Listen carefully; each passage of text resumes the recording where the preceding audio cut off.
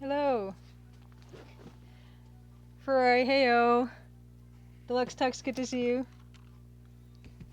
Yes, how was everyone's week? How was everyone's week? Amberzine, good to see you. Good to see you guys. Yeah, 8:08 today. Um, we were doing so well trying to be on time. Oh, Tap2GG, heyo, joining from Hungry Goria stream. Awesome. Welcome to stream. Good to see you. Eden Waith, good to see you. Deluxe Tux has been crazy busy this week. Oh, it's only Tuesday. What's the rest of the week gonna look like for you? Cromnell, good to see you. Howdy. Been very busy and stressful this year. And March is only half done. March is only half done. Happy Crimson Tuesday. Happy Crimson Tuesday. Tonight is a Dan stream. So we're gonna get along to Dan in a little bit. Big Nancy is back. How's that fish coming? The fish? How's the fish coming along? Oh yes. So today, yeah, we were working a bit on the fish stuff last week. I actually haven't touched it since the art stream. I've been using the art streams to just work on the introduction art because when I'm not streaming, I'm working on chapter 4, which kind of lets us segue into the dev update, which chapter 4 is very likely to be finished by the end of March. And now it's not just me with that deadline. I've set that deadline with something else, which I will also get into. But chapter 4, I'm working on some animations, which is the second last stage before kind of fleshing out the dialogue and everything. So the end is near, which is usually not something that is a good thing when you say it, but the end is near. Justin, ahoy, good to see you. Yeah, so the end is near for chapter 4, which is really good to say. I've been saying that for a really long time, but I mean it this time. Also, something that came out recently was the Gazette. The Crimson Diamond Gazette came out today, and I try to do that every month.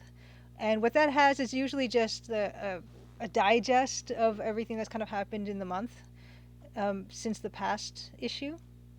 And so what it often has is links to the streams, rock facts, craft corner, all kinds of fun stuff. And I'm actually going to share a few things that are in the Gazette. This month's Gazette, which have been really exciting. As long as the end is not nigh, Ferrari says, yes, the end is near, but not nigh. Slide Studio, good to see you. Yes, happy Crimson Tuesday.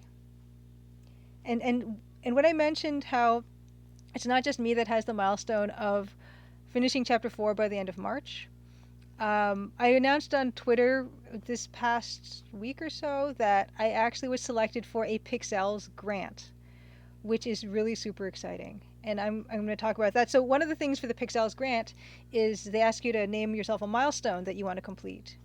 And they give you funds, and they give you some funds up front, and then they give you funds upon completion of that milestone. And they said, well, what can you have done by the end of March? And I said, well, first it was, what can you have done by mid-March, I think, or end of February or something. And I said, I would like to have chapter 4 finished by mid-March, end of February, whatever that initial milestone was. And I think they got a bit delayed in terms of doing their selections or announcing the selections. So when they told me that I'd been selected for the grant, they said, okay, well, now that it's not going to be a deadline of mid-March or end of February, it's going to be end of March. So would you like to kind of reframe your milestones for your game? And I said no. I said, considering, all the circumstances and everything that have been going on for however long it's been, I think if I can make that milestone by end of March unchanged, I think it's going to be an accomplishment. So I did not change it. Yeah, no to reframing the milestone. We're not going to do it. Heavy777, good to see you. Hi chat, hi you. So what's cool, I'm going to talk a little bit of the Pixels. It's the Pixels BIPOC Creator Program, and I want to talk a little bit about it because it's really cool. And Pixels is a nonprofit initiative and based in Montreal, and they help people make games. And they're sponsored by the Canadian Media Fund. The Canadian Media Fund was established in April 2010 by the Department of Canadian Heritage and the Canadian cable industry. It's used to fund the creation of original Canadian content and support Canadian media industry. And so that's Canadian Media Fund. So Pixels, I suppose, is sponsored through them, and then they administer these grants. And it's not just funds; it's also mentorship. And I'm not sure how that part's going to work out, but I'm really excited to have that as well. Yes, exactly, Cromwell. Everything's a COVID-related delay. So yes, I considering everything. Oh no, Mousimus, you got tricked by the DST change.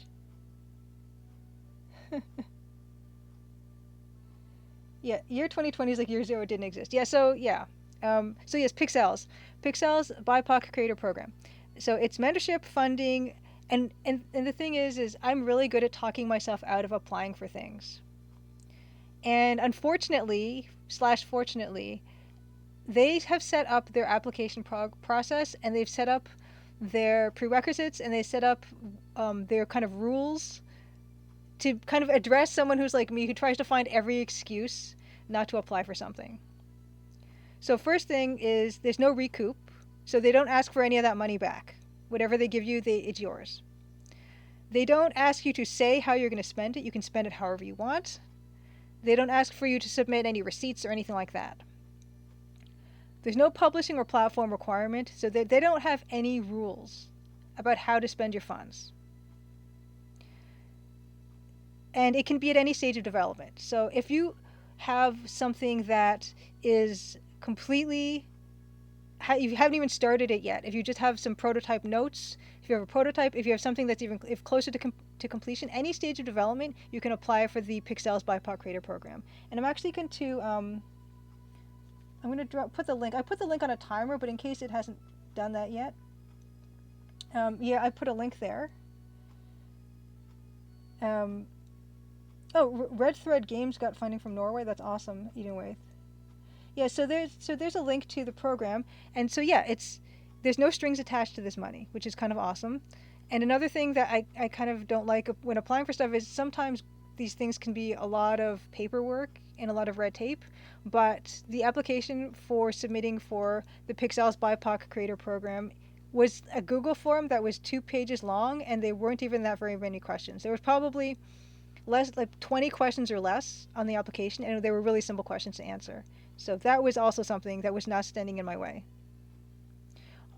Pretty much the requirements, the prerequisites for doing it as well, you need to reside in Canada, you need a Canadian bank account, you need to be a creative lead who identifies as Black, Indigenous, or person of color, and making a game solo or with a team of 3 or fewer full-time people. And that's it. That's it. It was really simple to apply for. So anyone who is like me, who is so good at talking yourself out of applying for grants, the Pixels BIPOC Creator Program grant was really easy to apply for. So I really have to applaud them for making it so simple and not having people fill out just pages and pages of stuff, or stuff that requires a ton of information to do. They made it really simple, and I really appreciate that. Grant sounds like a nice guy. Thank you. Yeah, roll over the /studio, roll over the dad joke counter. That's the first one of the night. But yeah, so that was really good. And that is mentioned. I mentioned that in the Gazette for this month. So if you go on Twitter, I mentioned it today, and also on my website, if you click on the dev blog button, you can see that I linked to all the other projects that were selected. So if you want to see what else got the grant, definitely check out the Gazette this month. Also in the Gazette, I talk about some semi-precious stones and some jewelry supplies that I finally received. And I set up a mini slideshow of like 3 slides to show you guys. So let's go that. So this is the first thing. So I bought a lot of sort of earring supplies, and what you're seeing is some earring supplies where you can hook onto the bottom of these. You can see there's a hook on these earrings where you can hook like these settings. So you've got this kind of weird round setting because I ordered some. Ooh, that's not okay. I ordered some 18 millimeter cabochon, semi-precious cabochons that you can kind of glue onto the round thing, and then you can hook it onto the earring part. And I want to make some really simple earrings. Judith Butler's lover, good to see you. Hello. You have not missed the trailer, so don't worry about that. Yeah, so that's the first one in my order. Here are the cabochons. And they're 18 millimeter cabochons. They're beautiful. Chihuahuas, good to see you. Hello, good to see you. Yeah, I'm just going through some of this, the semi-precious stone stuff I bought with, not the grant money, I assure you, not the grant money, but my own money. The top one here, clockwise from the top, we have a tiger's eye. Moving down to the right, we have crazy lace agate. Moving down one more, this green one is African, they call it African jade, but it's not jade, it's a kind of green quartz. Shinies. Yeah, cabochon.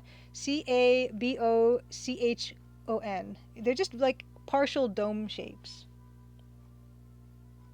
You need to drop the Z from your username. Chihuahuas. It's fine. I guess people want to just do a chihuahua.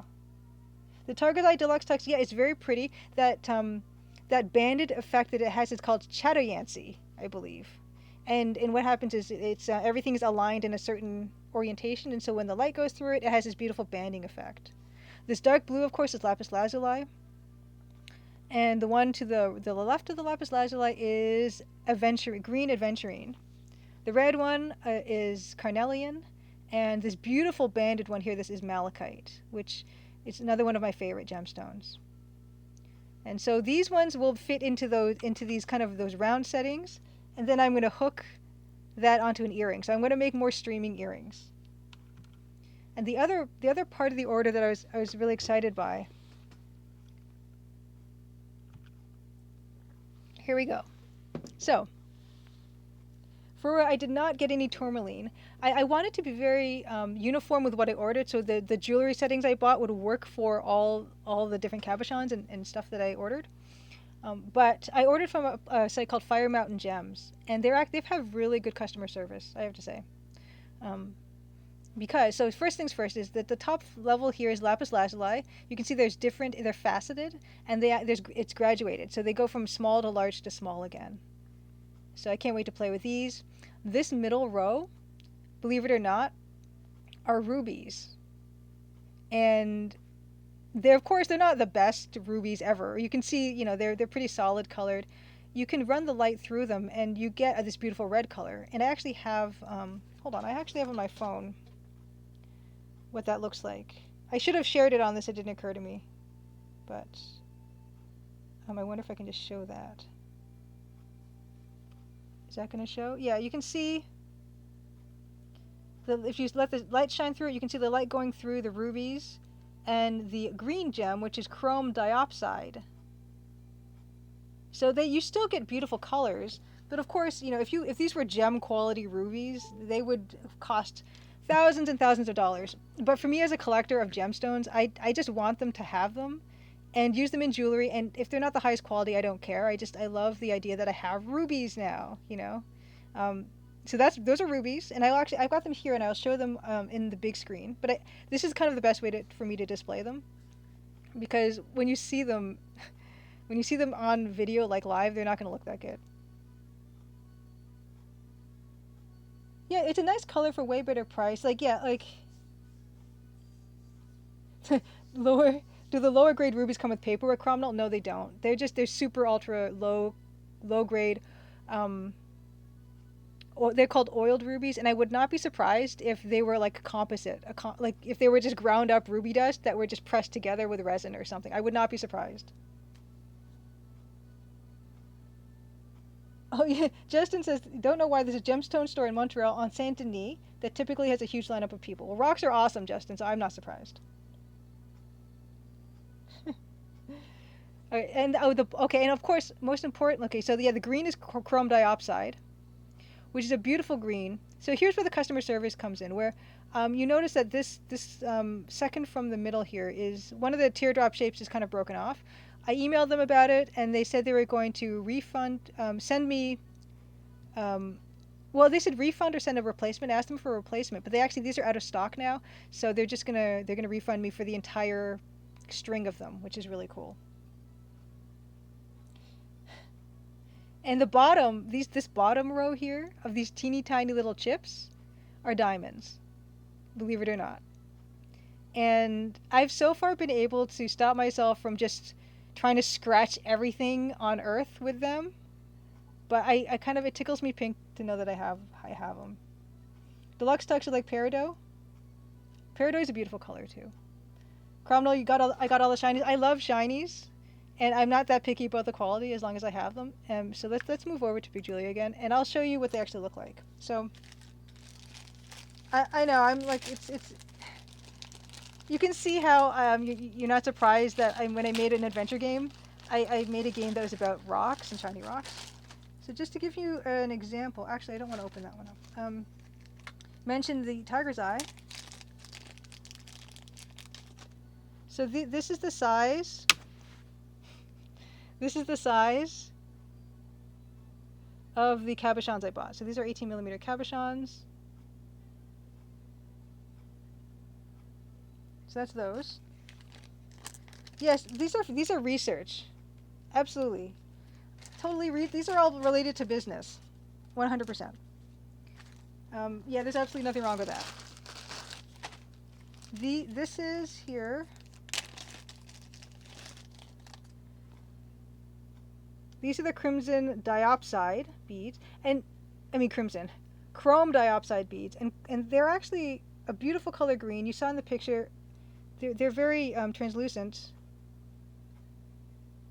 The only problem with them is they have a Mohs hardness of I think 5 or 6, which means that they're not really good for hard wearing. They're better for jewelry that that would be like earrings or necklaces or stuff like that. Like not for bracelets or rings because it will scratch fairly easily at 5 or 6. Emeralds in comparison are about 7.5 to 8 Mohs hardness, which means that they're a lot hardier. So unfortunately, that's why you probably don't hear a lot about chrome diopside and why it doesn't have like a very exotic, beautiful name for them. Because yeah, they just a lot of beautiful semi-precious stones are like that, where they are gorgeous, but they're just a little too soft to use in jewelry or in a lot of like mainstream jewelry.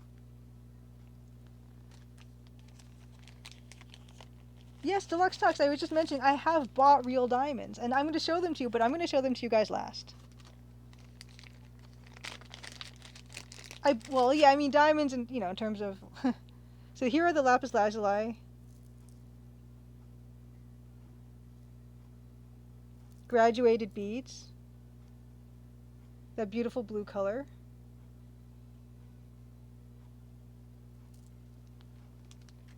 Dan the band music. I'm glad you're here, Dan. Yeah, we're just about finished.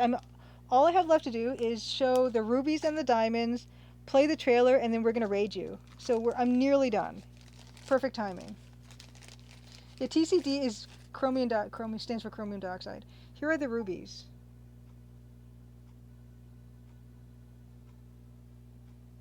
So they are lovely, So this strand, I think. This strand, I don't know if I want to say how much these cost. They weren't that expensive. Let's just say that for the size that these all are.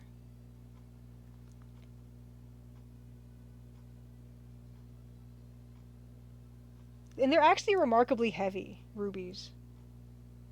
They're pretty dense of a stone.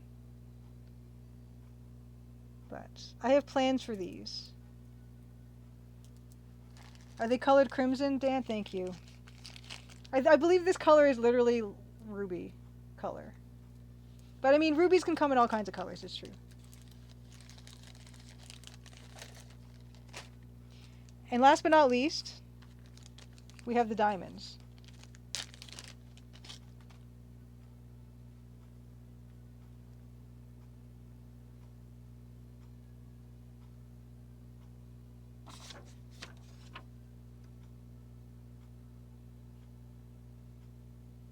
Yeah, you're not going to get a very good look at them, unfortunately, because they are pretty small, and my camera's not that good. But here they are. Real diamonds. Real chip diamonds is what they're called this size. Very tiny.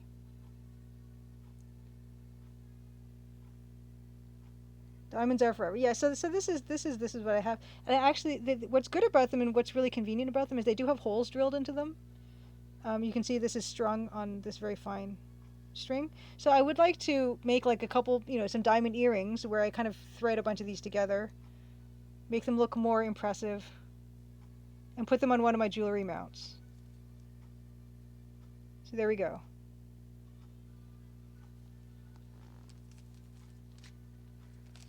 Well, diamonds can burn at a high enough temperature. They will burn.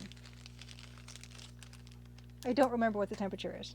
Okay, so last thing we're going to do is we're going to play the trailer. I should introduce myself. It's only half an hour into stream, so I might as well introduce myself. I'm Julia Minamata.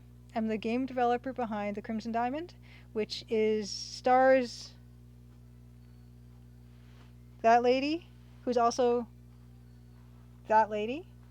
And it's a game set in Canada. It's a mystery adventure game, and it's all about a young lady who goes up to Northern Ontario to investigate a diamond claim. And I'm making everything in the game. I even made the font, the game font, so this game font, which I showed how I did it and how I implemented it in last week's stream. But I made the font, I did the programming and the writing and the animating and the art, all that stuff, except for the music. And Dan, the band, who is in chat right now, and we're going to raid him imminently. Oh, Crabatorium, hi, good to see you. I missed that in chat, good to see you. Yeah, so we're going to raid Dan soon, and Dan has been doing the music for the Crimson Diamond on a genuine Roland MT32.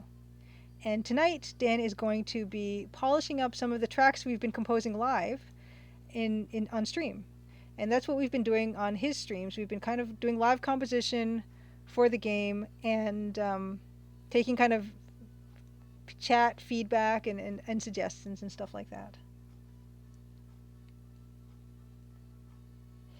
Yes. Oh, sorry, Judith Butler's lover. Yeah, we do the daylight savings time thing. Every year my mom says we should not do them anymore.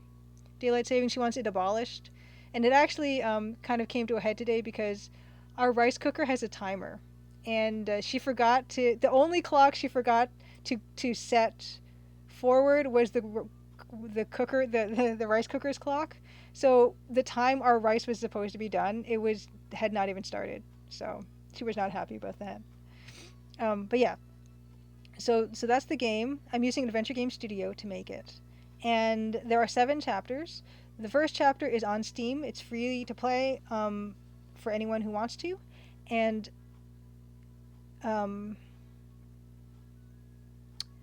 chapter 1, yes, chapter 1, and I'm almost finished chapter 4 of 7. So when it will be done is anyone's guess. Cosmic43, good to see you. Welcome to chat. We're just about to raid Dan, but first I am going to run the trailer. And then we're going to hop over there. One moment. Okay. Here comes the trailer, and Dan edited the trailer, so Dan also does video stuff, which is really good.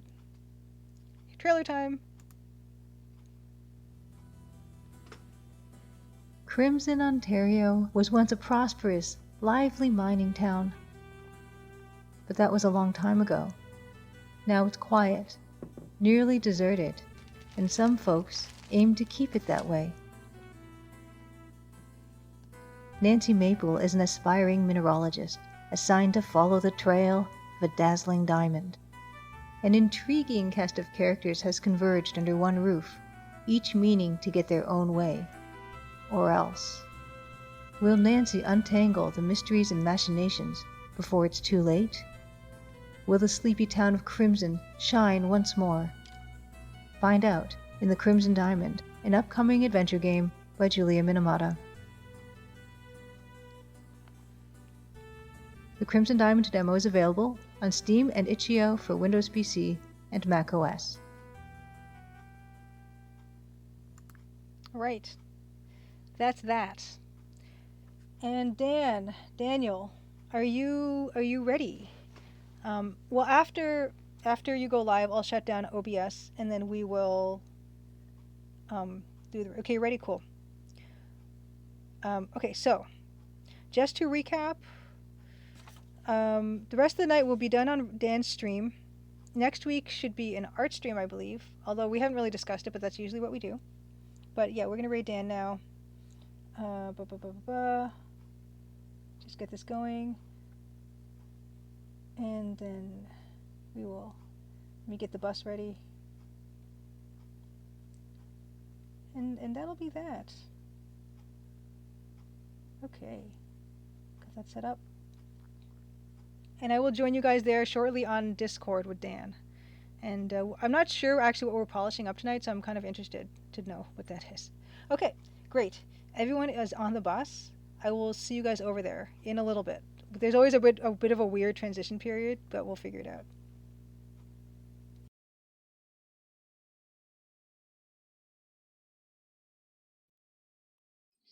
So what are we here to do today? Well, we're here to make some music. This is Making the Crimson Diamond with Julia and Dan today. And we're Yes. going to be making some music. I don't know if we're going to make new music. I think what we're going to do is either re-orchestrate or add orchestration to / clean up some music that we have. And where I was thinking about was the Debrief music that we had worked on, because it's pretty close. I agree. So I would love if we could get that to, like, instead of being at like 75%, we could get it to like 90 or 95%. I think that'd be really cool. What do you think? I love it because I love that piece. And Okay, I'd love beautiful. to hear it again. Beautiful, Yeah. beautiful. So that's where I'm thinking we'd start. As a matter of fact, I do, it just so happens I may have it open already. Oh, I gotta fix you. Or is it fix you or fix me? I put the two of us over the top of each other, so that's not what we want. That's fine. Judith Butler's Lover, what can you tell me about the EGA palette? Let's see. EGA palette is, yeah, it's 16 of the best colors ever. That that is super nostalgic, but not, I don't know. I mean, an argument can be made that it's not that great of a palette, and there are plenty of artists who would say that. But for me, I guess the warm fuzzies I get from looking at it every time kind of it allays any misgivings I have have it. Just those Julia, warm feelings. you would not be one of those people that said EGA is not a legit palette or a palette you were interested in or whatever. No, I love it because it's like I'm like 8 years old again, basically. And who doesn't want that all the time? So yeah, that's how I'm approaching it. Second only to the Commodore 64 palette. What is the Commodore 64 palette? It's way more than 16 colors. I'm not even sure. A great artist can do wonders with almost any palette, the EGA palette included. Well, Cosmic Void is a good example, another game dev. There's plenty. I love the fact that this stream has become a whole ton of game devs, because that's just really cool. And we can properly nerd out together. And I always enjoy nerding, a good nerd out session. Sure. Just the Jeffy says 16 on screen out of a possible 64. Well, that makes sense. Although I wonder, is 64 is what referred to the colors? That was the deal. That was the marketing ploy back in 80 whatever, 82, 84. Yeah, and Justin says a good game can be made with just black and white, which totally has been done, like Apple II games, Return of the Obra Dinn, I actually want to try that because I think it's awesome. I love that look so much. The difference between monochrome and black and white is like there's not really a difference, except you could pick any color to be the black and insert other color. Is that technically how it works? Yeah, I mean that's what the World of Horror. Some games do that, where they kind of let you pick, the two different colors, and you can do green monochrome, you can do amber monochrome, you can do white, black and white. Well, I'm just remembering the monitors back in the day. The amber or green monochrome were just a green color, or possibly shades of a green color, and it's just like turning it off essentially until you hit black, which is the colors off. Yeah, Karasalash. Yeah, World of Horror is a neat 1 or 2-bit graphics game. Yeah, I have it. I've played it. I really enjoy it, and the best part of it is the art, which is it's like Japanese horror, Junji Ito, manga type of art with one bit. It's like everything I love about artwork. So yeah, totally.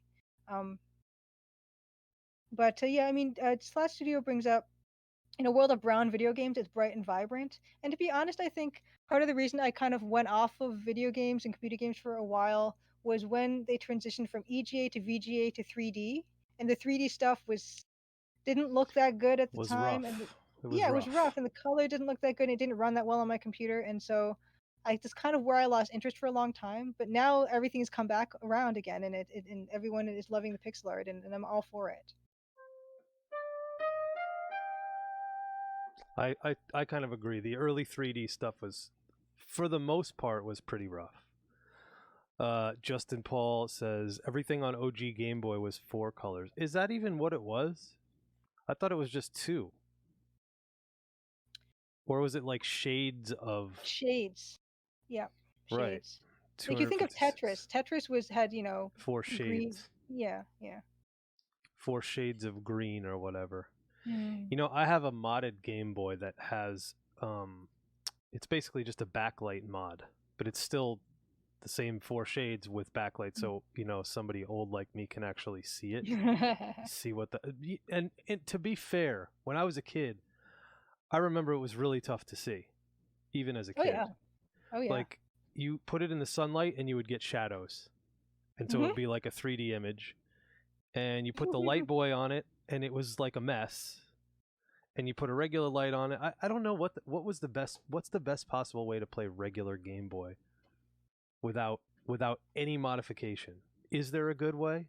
Some kind of partial sunlight. Don't it say has to Super be like Game 3 o'clock Boy. in the afternoon and in the southern hemisphere, and Partially overcast. Yeah, the temperature must be Mm-hmm. between 62 and 73 degrees or Yeah, something you have to crazy. hold it at a 30-degree angle. Yeah. Oh my god. Yeah. Yeah, Super Game Boy. I knew you were going to say it, but you know what? That's probably the real answer, isn't it? That's probably it. Playing an intermittent by passing streetlight. Yes, at night in your parents while your parents are driving you around. While you're listening to your Walkman. Right. That type of thing. Yep. I don't know. I'm not one of those people who can listen to music at the footstep of Mount Fuji. Yes, just to take it the extra level. I'm not one of those people who can listen to music and do a different activity very often, unless it's very, very, very mindless. Like exercising or something like that, like going for a walk. Then I can listen to music or something like that. But actually working on something, even typing like a paper, like email, that would be difficult. It's very distracting for me. I don't know. Even if it's just instrumental? Yeah, it doesn't matter. Really? It doesn't matter at all. Huh. Yeah, just as Jeffy mentioned the Analog Pocket, and that thing looks super slick. And I'm going to talk about the Playdate as well. The Playdate has a gorgeous black and white screen that is miles ahead of the Game Boy screen, although it's only black and white, but super duper sharp.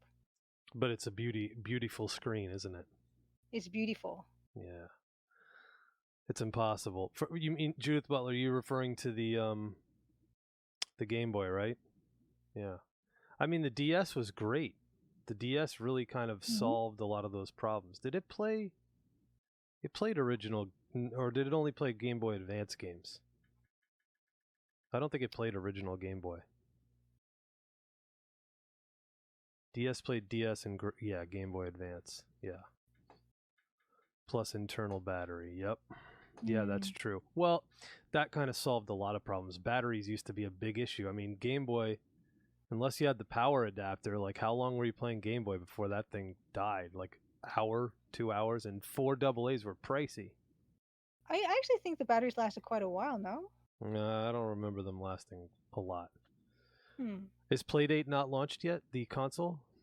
No, they were meaning to launch it this year, but of COVID and delays and everything, they haven't. I am certain that's not their fault, because it is impossible as of current to get parts. Like manufacturers are having trouble getting parts. The mixer that I'm still waiting for, that I supposedly was hoping to get like 4 months ago, has not shown up, and is not even, they don't even have a thing when it's coming. Just entered the 11900K lottery. Oh, is that the CPU? Is that a CPU thing? Or the 10900K Okay, lottery. The GBA can play original Game Boy. That's true. The GBA, that probably is the best way to do it. That's a legit way. Oh, you're referring to anything that requires 1% brain power? Yeah. Oh, I could grocery shop, definitely. Definitely. Didn't the later Game Boy Advance have a backlight? Well, they all had some kind of lights. The original ones were like front lights, and then the later ones, the 101, the GBA 101 or SP 101, not the GBAs, sorry, the GBA SPs. They had front lights, then the 101s were backlit, and those were like typically the ones everybody, I guess those are the sought after ones nowadays, put it that way. And Playdate is not backlit either, so that's kind of fun. Playdate is not backlit. No. Interesting. So does that make the battery like last forever kind of thing? Probably. Or, well, it's internal battery. I guess it's game dependent too. Yeah, for sure. Depending on how demanding the game it is. Yep. Do you know a lot about the specs of the Playdate? Not particularly. Just when I Google it, like the screen resolution's 400 by 240 and black and white and no backlight. All this stuff you can find on their site. 400 by 240. What are you going to do with all those extra pixels, Julia? Oh, I know. See, yeah, the Crimson Diamond is 320 by 200, so it's a whole new world for me, really. Yeah. Kind of awesome. No backlighting, less energy, sure. Mm-hmm. But if it's a CPU demanding game, then wouldn't it require more power? It makes a difference. In theory. For sure. Like if you play Breath of the Wild on Switch versus if you play like I don't know, one of the NES games or something, the battery's gonna go a lot faster playing that, or Skyrim or something. That said, the Switch I had when I was playing Skyrim on the plane lasted a pretty decent number of hours. I was always happy with that. Yeah, Nintendo products tend to be pretty good about that. They're kind of like Apple in a way, right? They use less powerful hardware, but they really refine it and typically have a good product. Not that Sony and Xbox don't, but it just seems like Nintendo always really gets it right. Did you see that article in the fall about a solar-powered Game Boy? I did not. Is that a new thing? Because they've now discontinued the 3DS and the 2DS lines, and I think the only console line that's manufactured besides like the Game & Watch stuff or the mini consoles is the Switch. And I don't even know if they're making mini consoles at this point. Oh. I assume they're still going to have problems this holiday season because of the product. It's really, from what I understand, and somebody can correct me if I'm wrong, the pandemic is causing two problems for supply chain. One is that they can't get stuff on boats quick enough. They can't get boats that are available. And two is they have a shortage of the actual parts they need to make whatever product that it is they're trying to make. So it's kind of a double whammy. Until the sun dies out for a while. Well, in theory, we have a number of billion years until that's supposed to happen. So hopefully that's okay. It's always saying. The Game Boy is the first concern. What's that? The solar-powered Game Boy will be the first concern regarding the sun. Yes, clearly. Tonda, you got a 3070. Nice. Did you where were you able to get it? Did you hit a Micro Center or something? Or were you able to get it on somewhere else? Yeah, thank you for the shout out. This is our buddy Tonda Gasa. He's also a streamer, does really cool retro stuff. He does some art streams too, right? I've never seen an art stream. I've only seen retro. I've never seen the art stream. I've only seen the game streams. And actually, I lied. Not even retro. He does new games too. I've seen some stuff in dev. Oh, wow. That's great, man. Yeah, the 3070 is fantastic. It really is. It's a beast of a card.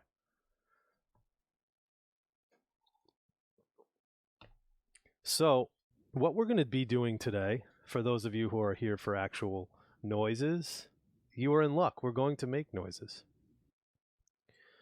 Oh, God. Judith Butler's lover. The pandemic is causing all my problems currently since I have COVID. Jeez. Well, feel better, yes, and hopefully it's a minor case. Definitely. I want a new Razer laptop whenever the 3080s come back. So are the laptop, because I've noticed the laptops and pre-built, you can actually probably get an RTX 3 series GPU, a 3000 series GPU, a lot easier than if you try to buy the GPU by itself. And additionally, some of the CPUs too, if you want one of the new Ryzens or one of the 10 series Intels. But yeah, anyway, if you wanted to hear noise, you are in luck because we're going to make some. So I have a new, it's not a new camera, just a new angle. See if you guys like this one better than the previous angle, that I had. And if you do like it, cool. And if you don't like it, let me know because I'll switch it back to the other angle. Hey, Bill Coon. What's up, Bill Coon?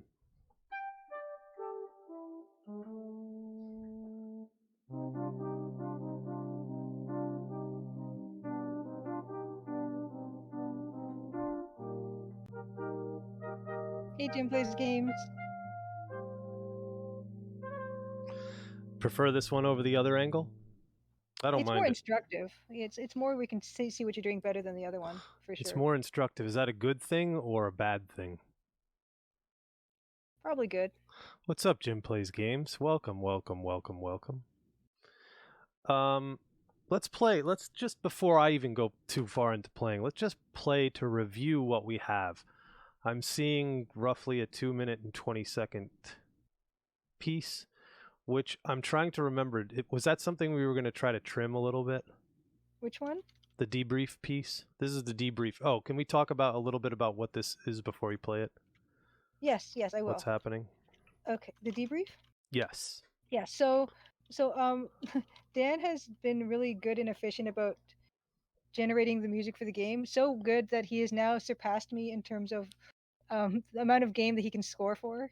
So what we decided is we'll do a piece of music that actually comes at the very end of the game, which is kind of the Laura Bow style, where you get that question period that we call it the debrief, where the player has a test of their knowledge. So in Laura Bow 1, you get a bit of like just dialogue boxes where you have to click certain buttons. Laura Bow 2, at the end, you have Henri Lemour, the coroner, and you have to answer his questions. And so there's going to be a similar test of knowledge at the end of the Crimson Diamond. I'm not entirely sure how I'm going to structure that, but that it will be in the game. And so we needed some music for that part. And that's as much information as I gave Dan. I gave him timestamp videos where it's the Laura Bow 2 scene and also the StarCon Academy aptitude test Space in Quest Space 5. Quest 5. Yep. Yes. So that one as well, just a kind of a test taking, a little bit tense type of music. So those are the two reference points that we had, and Dan generated this amazing piece that gave me exactly the scene that I wanted to have for the debrief. I wasn't sure where it would be set until I heard Dan's music for it, and it kind of all came together. Well, that was quite an intro. So that's awesome. So here's what we're going to do. Instead of me talking, I'm just going to play this piece and we're going to review it together. Also, yeah, definitely get well soon, Judith Butler's Lover. Judith Butler's Lover, please. We're thinking about you. Thank you for even jumping on the stream. And if you feel like jumping off, nobody will be offended. Trust me.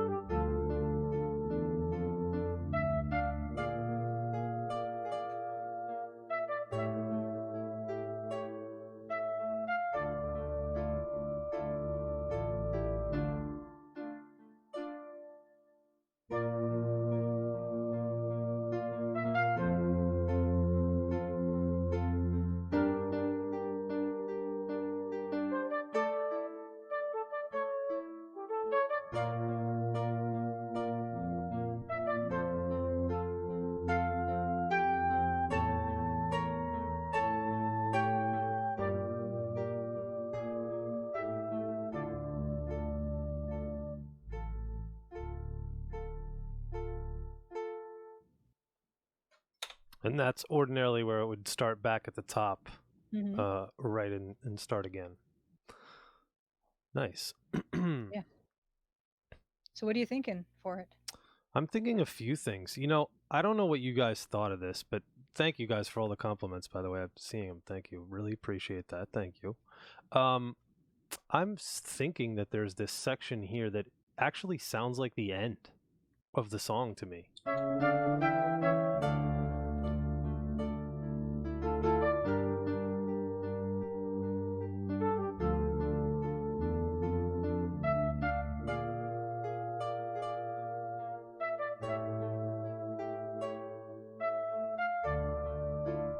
Right there sounds like the end.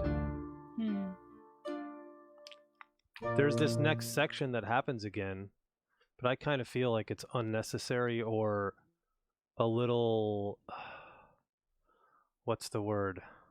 Surprising or shocking? Not shocking, just surprising, maybe slightly jarring. Overstays the welcome. There you go. Mousimus. That's what I agree. I mean, if you don't agree, you don't agree. It's cool, but you're basically removing this part of the song, this much of the track, or thereabouts. Let's see. So let's hear what that sounds like. Yeah. So what I'm gonna do right now is kind of do like a little cheat thing here. Oops. No, I want to do that. I'm just gonna delete this. Whoops. I'm just gonna delete this and then I'll copy this so we can just hear the loop point. Yes.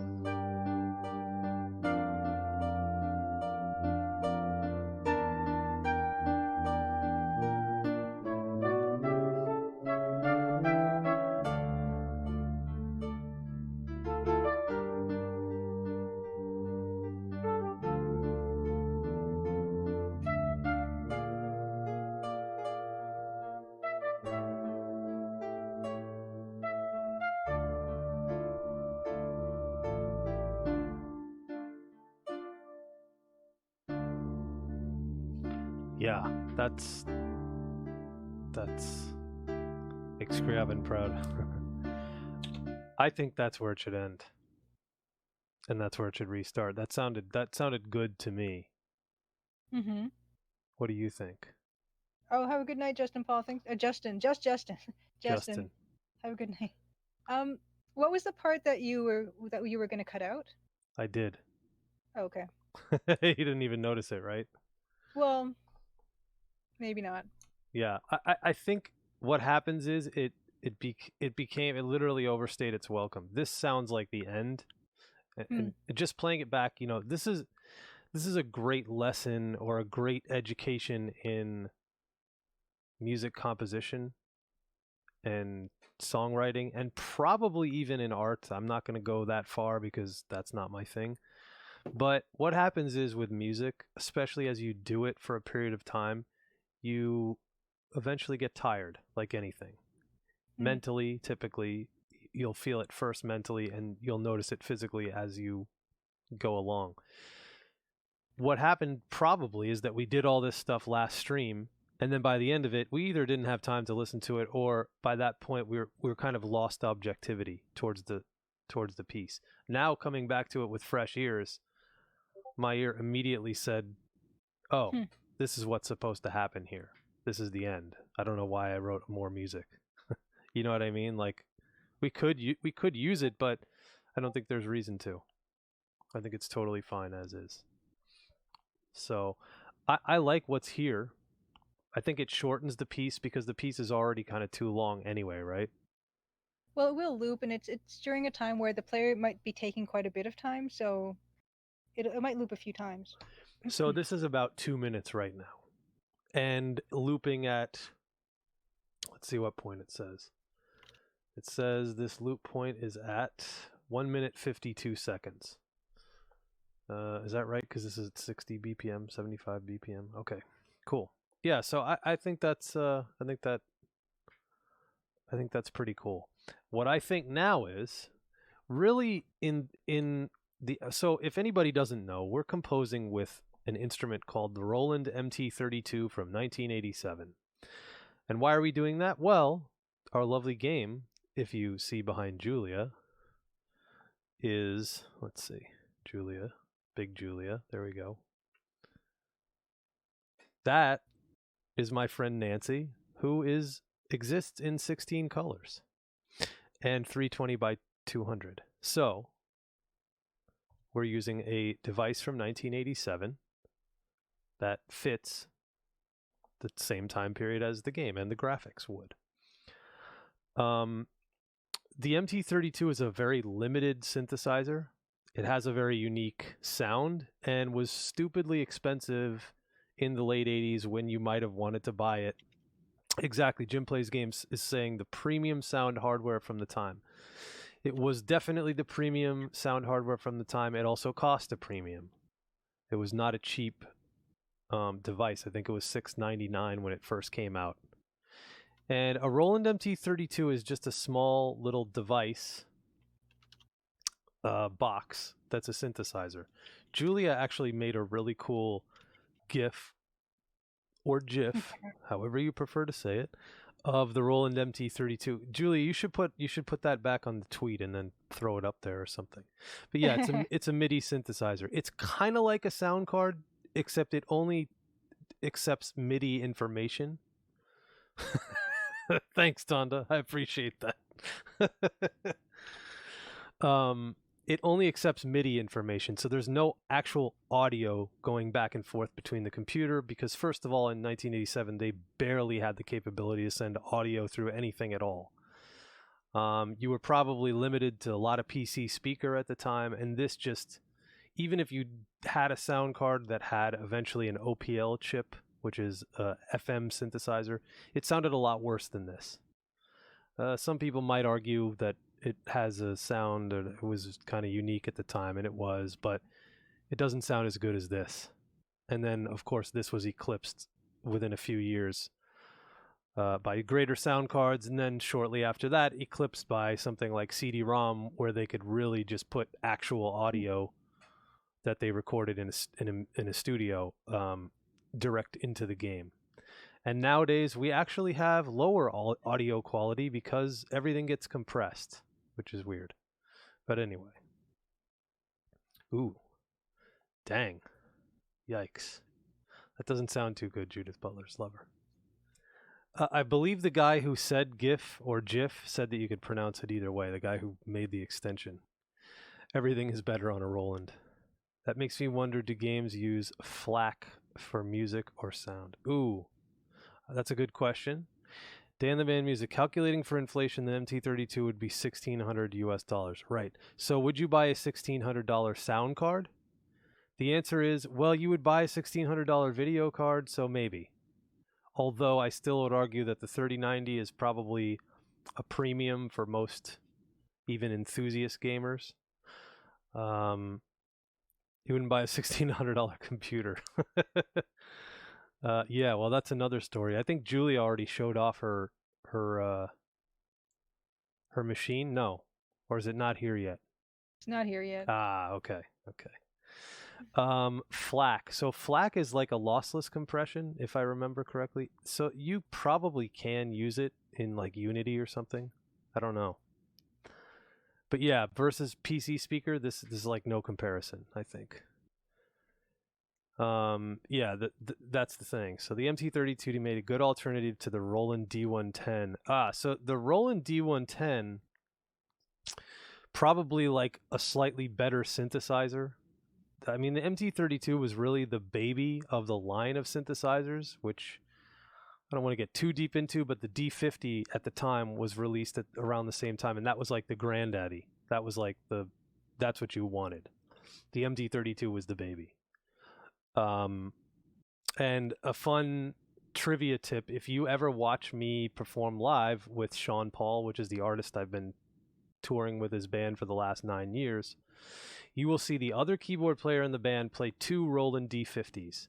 And yes, they are old and from the 80s, and that's what he plays, and it sounds great still. Awesome. An MT32 would not function in that particular place, but it is what it is. They do insurance and lossless compression. Yeah, right? I would take a $1,600 sound card over no sound at all, but there was an $800 that did. I mean, it wasn't like there was a lot of competitors at the time. In fact, they weren't even thinking about doing it. As far as I understand, Sierra, the game company, was the ones who pushed strongly to get this thing into games. Al Lowe, Ken Williams. I'm not sure who else was doing things but pushing for that, but they were. So, yeah. I buy a new top-end laptop every year or two, but my car is over 20 years. That's a man with correct priorities. So, yeah. So anyway, let's see about orchestrating. Oh, what I was talking about limitations. This is really only limited to 5 voices. So we can add 2 more voices, and we can add a rhythm track. And I don't know if we'll add a rhythm track that's got like a beat to it, but we might add some little accent sounds here and there. And I think that's the goal of this stream today, is to try to just improve this, because we like it, but there's obviously places that I think it could improve. So let's just start at the beginning. Absolutely, Edenwaith.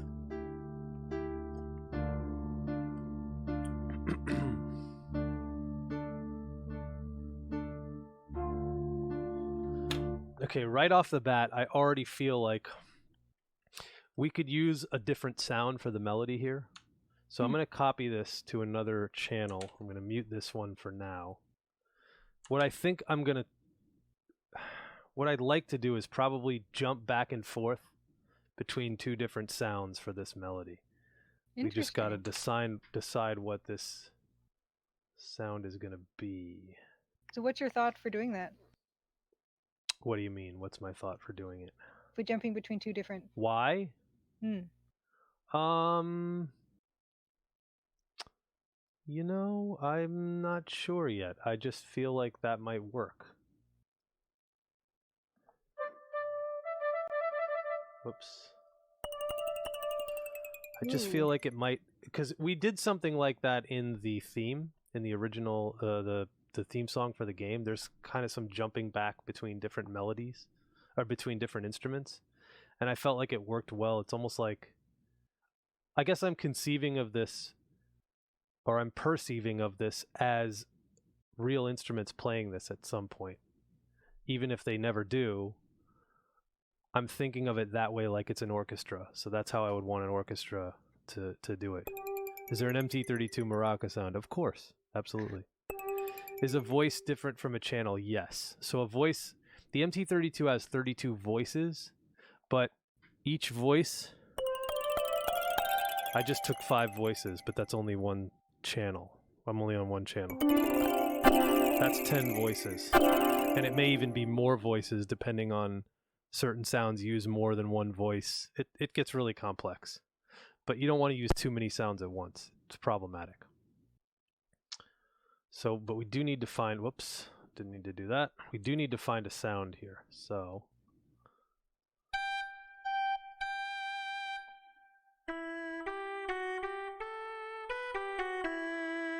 that sounds probably like it's an oboe or something.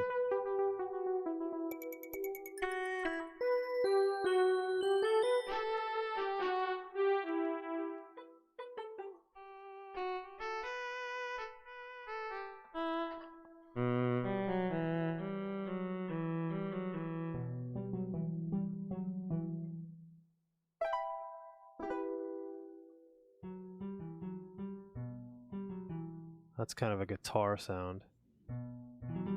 Mellow, I like it. Why does everything sound better with reverb? Well, it's the same reason you sound better in the bathroom than you sound anywhere else, or in the shower or whatever. Phantom Fellows, what's up? What's up? We are well. We are well. Thank you for asking. Hey, Dan. Paul.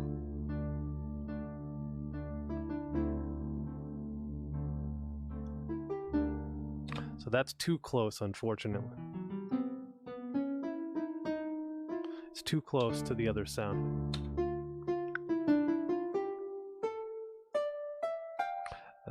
We need a different sound.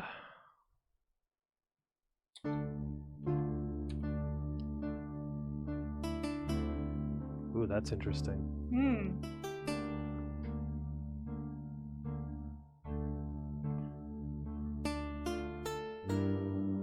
Very interesting.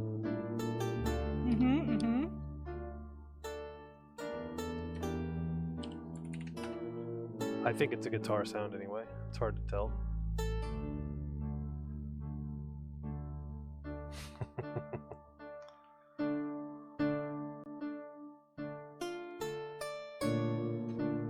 Now here is where we could change. You know what we could also do, Julia, to get a lot of mileage out of this? What? We could leave this doubled, but change the sounds of the melody so that our loop actually becomes almost 4 minutes. Interesting. So you'll get variation because you're gonna leave it running looping no matter what. Yes. And the only thing it's gonna do is add size, but it's gonna add a negligible amount of size to the project. Double what it would add, but a few megabytes total, 6 megabytes, whatever it gets down to when we compress these, because these are all compressed formats. We're using OGG format, OGG format for what's Adventure Game Studio likes OGG format.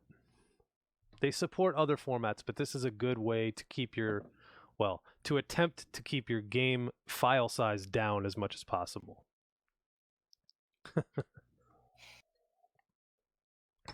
So I think that'll be interesting. So let's put a cut here so that we can kind of think of it ourselves. So we have this part now. I like this a lot. Yeah, kind of mandolin-like, right?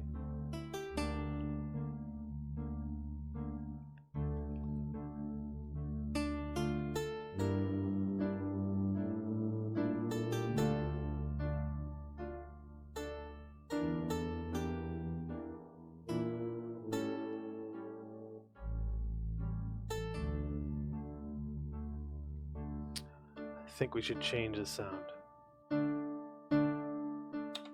And I also think we should shorten this in here. What do you think?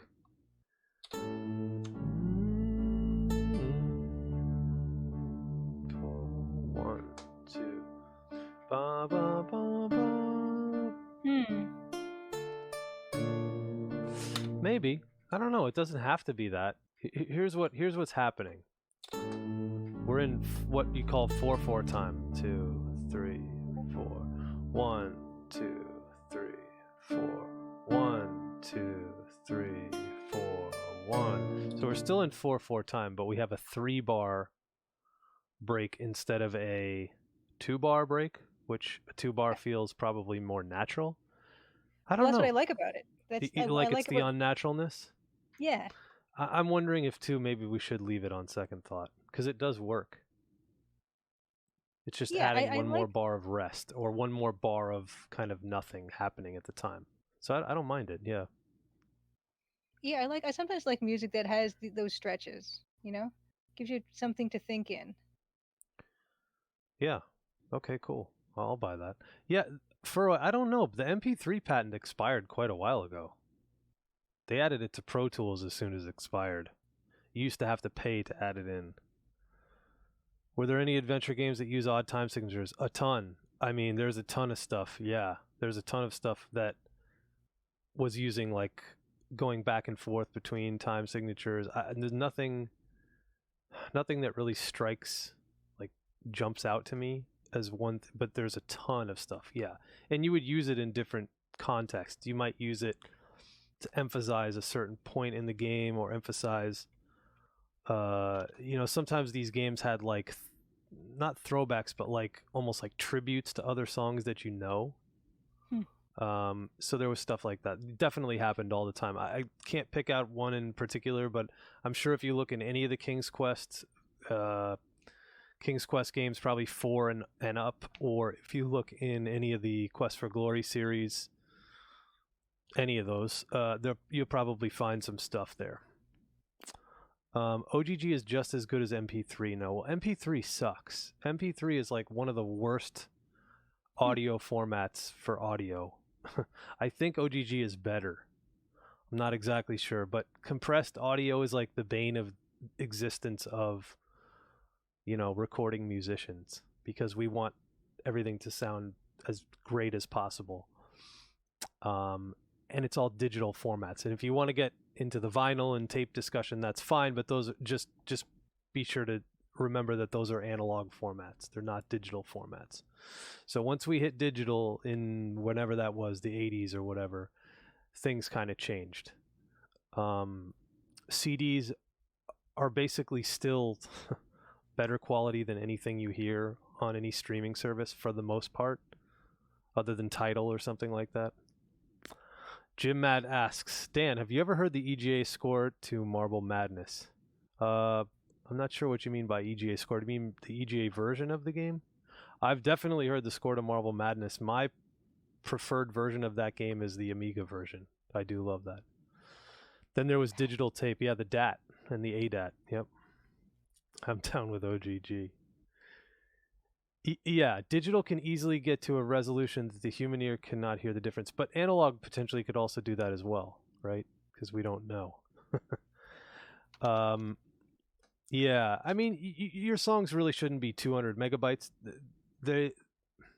Well, it depends on how long it is, I guess. A 3-minute song is roughly 70 to 80 megabytes, in there somewhere. MC3 is a damn sight better than clumsily recorded. I don't know. I would argue that it might. So the EGA version, the DOS version. No, I haven't heard that one, but the Amiga version score is unbelievable. Unbelievable. Yeah, I think the DOS version is EGA. It's not VGA. I'm not too sure. Yeah, I'm looking at it now. It's I don't gorgeous. actually, of all the games that I have here and on my other shelf, I don't own a physical copy of Marble Madness. I lied. I have an NES copy of the game, but that's very, very not good, comparatively speaking. PCM speech over. Yeah, that actually doesn't sound. It's kind of wild. But if you guys are interested in that kind of stuff, you should check out some of the demo scene. Yeah, see, Jim, Matt, you're onto something with that. Because the orchestrations of some of these old songs is really cool. And I'm trying to approach it that way. We had, what was it, 2-3 streams ago? You said I had played the Crimson Diamond theme on piano and it kind of sounded totally different to you, Julia. Oh my God, I loved it. Yeah. I sent it to everyone. I sent it to my sister, my mom, everyone. Oh, that's funny. I loved it so much. Yeah. Yeah, I mean, it's just a different approach because you're hearing it like on, well, it wasn't a real instrument, but the piano on here is pretty realistic sounding. Not on the MT32. It's very not realistic. Anyway, yeah. Let's jump back into this and see if we can see what we should do here. Let's see what happens if we go to flute at this point. Okay.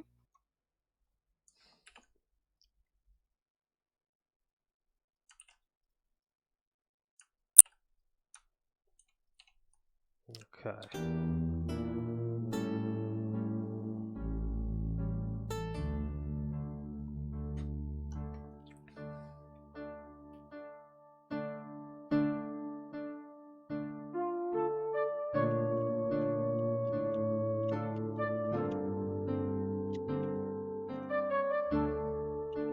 I'm gonna need to clean that part up.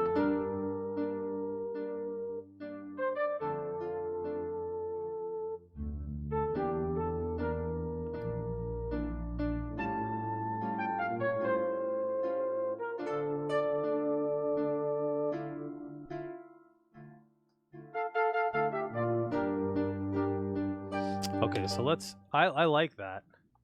Let's clean up some of this audio. I'm thinking here is actually the cut point.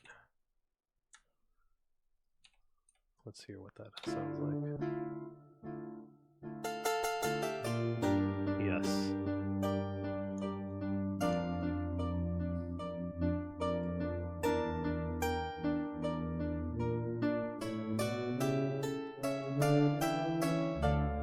Don't want to get too chamber music though.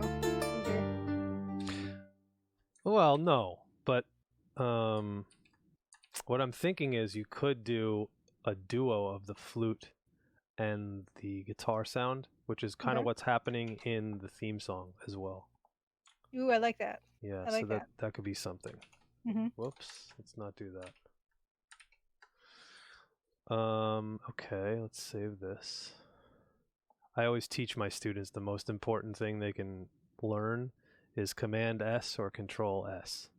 That's literally the most important software trick you can ever learn. That's a very Poirot episode theme. Well, that's good because we're in that neighborhood. That's one of the influences for the game, if I'm not mistaken. Yes. I also sent Dan Father Brown. There was a TV show for Father Brown. Oh, yeah.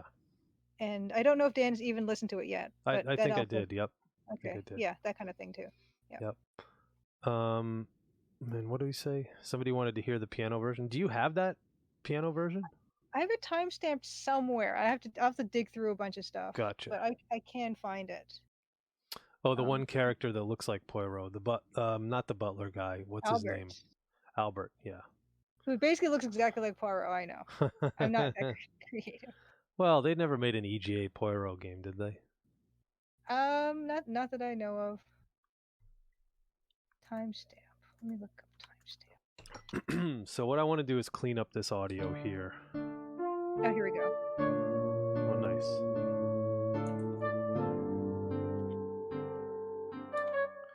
So there's something going on here.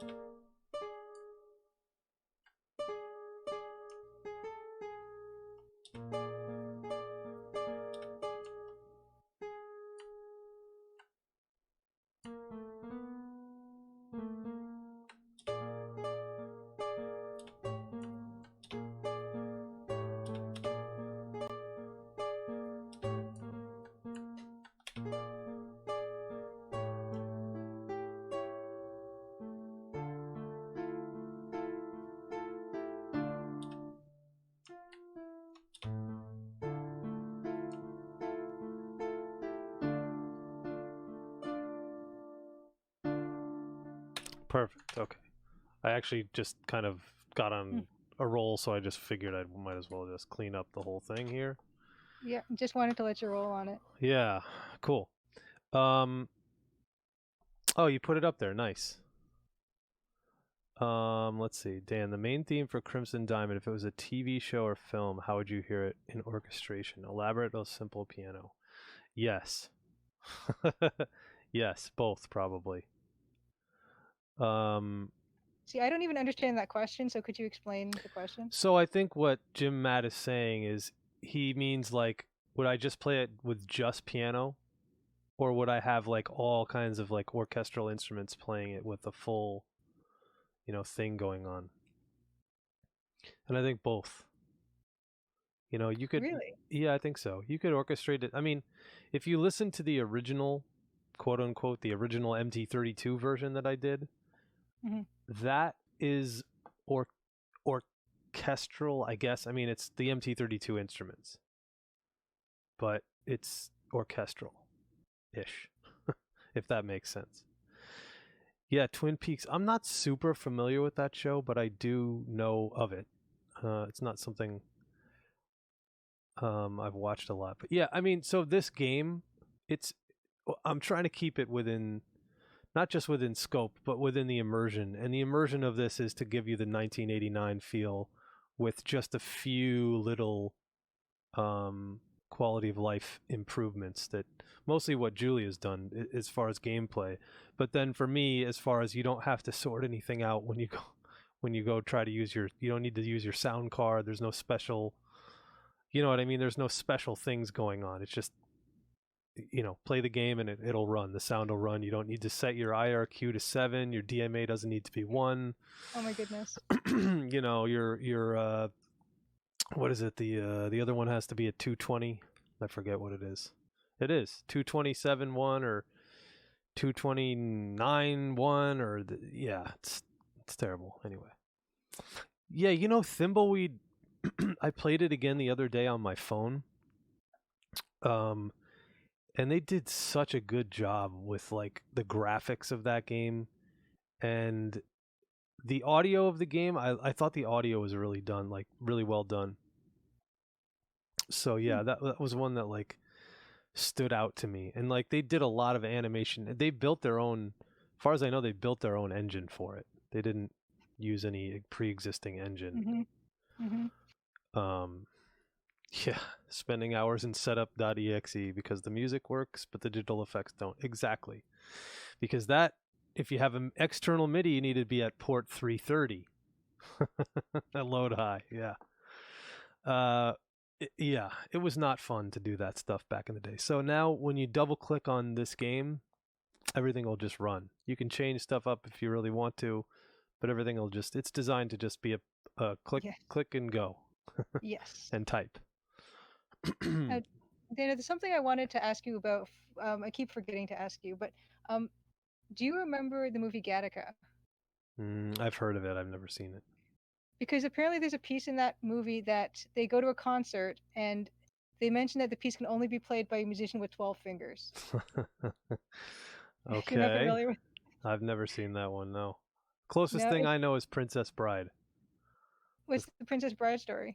Well, there's no music, but the guy has 6 fingers on his left hand. No. Apparently, I'm just looking at this. There's a Reddit post. It's a variation on Impromptu in G flat major by Franz Schubert.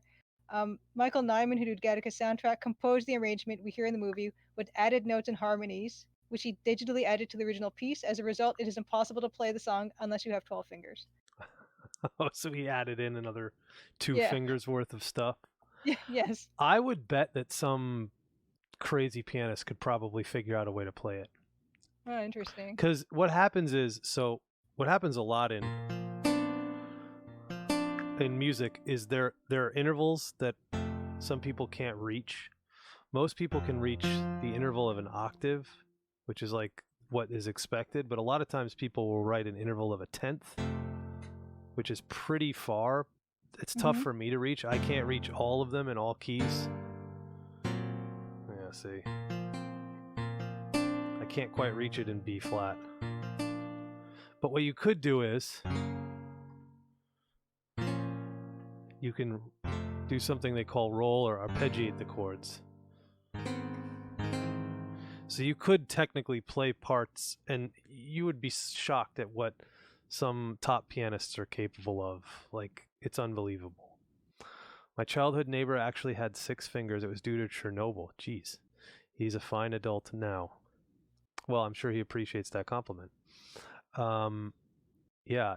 Usually the people I know, there was another guy I met who had an extra, like, finger that they had to remove because they're not functional. That's the problem. They're like some kind of mutation. They're not functional. So it just actually could cause problems. And he had it on his pinky. It was something on his pinky. No, they removed it when he was a kid, as far as I know. Extra thumb, get him to do game reviews. Yeah, I think they cause more problems than they help with, if they even help with anything. Yikes. Yeah. I mean, I don't know. I mean, I don't know the philosophy on those questions, but the practical solution is to just, get it so you can wear 5-fingered gloves and things like that,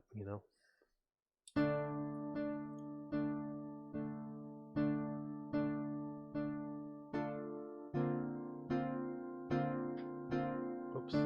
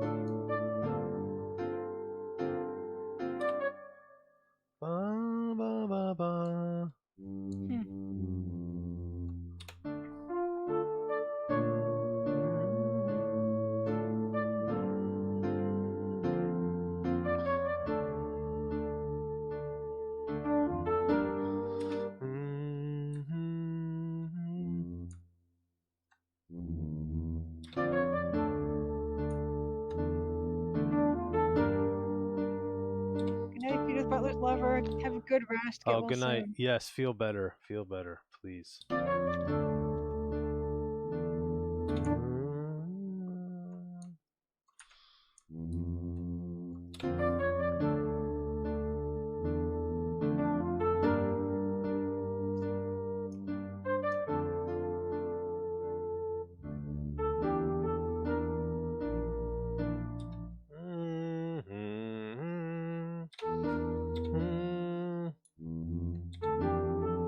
No, that doesn't work.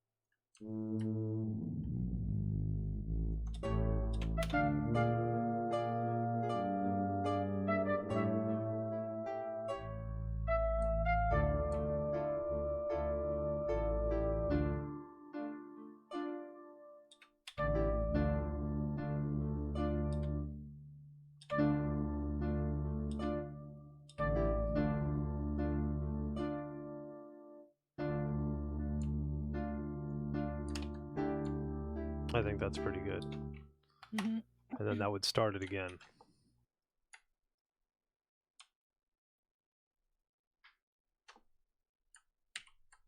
Now what you could do here is, so if we were going to switch this, we could, whoops,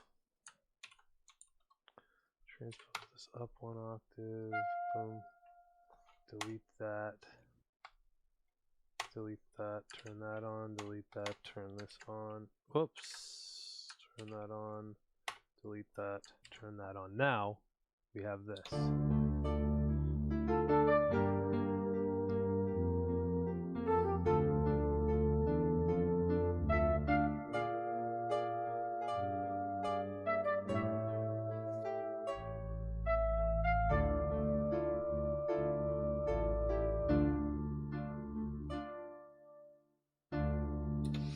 So, and then it'll start over, and then this time, instead of the guitar, you're going to hear the flute first.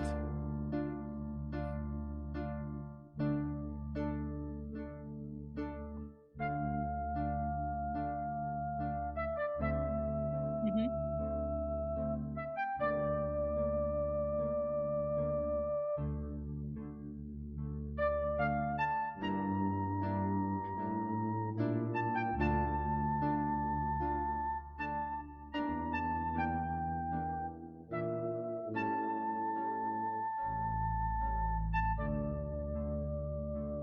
I like this, yeah. Yep.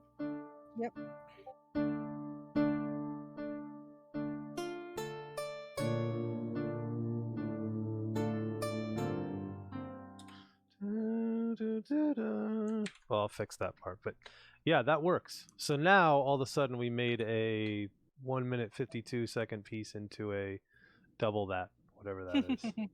Sweet. 340. Yeah, this piece is scene specific. A lot of the music Dan has already done will be repeated throughout the game. So there's eavesdropping music that happens like 3, 4, 5, 6 times. A couple other pieces will be reused. But this piece is actually one of the last pieces that will be heard probably when the player plays the game.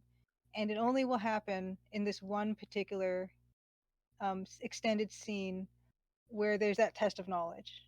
And so this will be the last piece, besides maybe like credit rolling music, which might just be, it might just be a medley potentially, which might be cool to see you put together, Dan. Actually, but this is kind of like the wrap up music in a way. Yeah, This is like the recap. Yes. Here's what happened, or whatever, end game kind of stuff. Mm-hmm. Okay, so I like what we have here.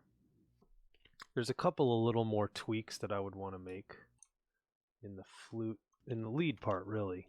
I think the bass is pretty cool. Oh, I saw somebody was asking, Edenwaith, were you asking what I was editing?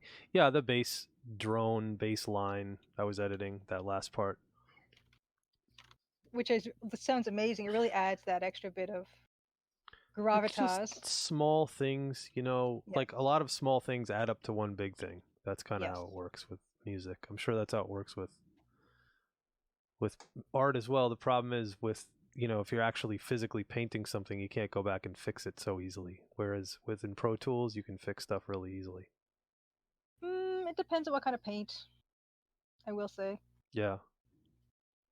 But you can fix in digital art. That's the beauty of the way you make your images and your works, is you do all these layers and you can change things around and switch the order of stuff, and it's good and bad. It's good and bad to have that freedom, because you never know when you're finished and you can always take back decisions. But when you're working physically with paint and on paper, there requires a certain level of commitment and risk and boldness that I think can be important too, because then you really have to think about what you're doing and commit to that decision. Although you can fix stuff, Right. and I actually really like going to art galleries and seeing places where artist has fixed something or patched something, corrected something, for the better. So Yeah. there are good things about both things for sure. Yeah, with wood carving, hard to correct mistakes. Yeah, probably, right? Yeah, like sculpting marble, like when those marble sculptures Yeah, people do. jeez. Yeah. No, I don't know about that. Yeah, furroid depends on if you put it all on different layers. Yeah, I guess if you don't. But yeah, so I want to edit a couple of little pieces of MIDI, and then I actually have kind of a bit of a surprise for today. Julia kind of knows about it, and one of the other members of our chat knows about it. But I'm going to show off. I'm actually going to show off a little bit of a new game that I'm working on music for, and we'll show off a little bit of that in a little bit, and we'll show off the game, and we'll show off some of the music, and you'll see how much different the process. It's not. You'll see how much different the process is, but you'll also see how much similar the process is. The MT32, believe it or not, even though it looks like there's only 4 things going on here, it's way more complex to work with than it is to work with like something more modern.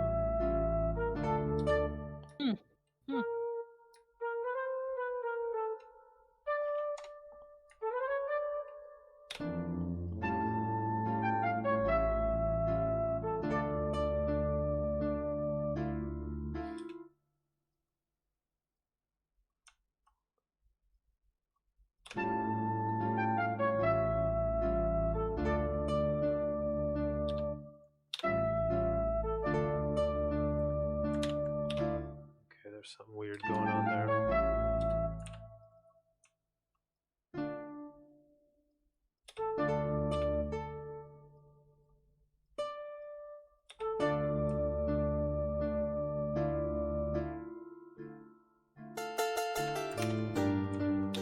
Okay, so let's listen to all that. I like it.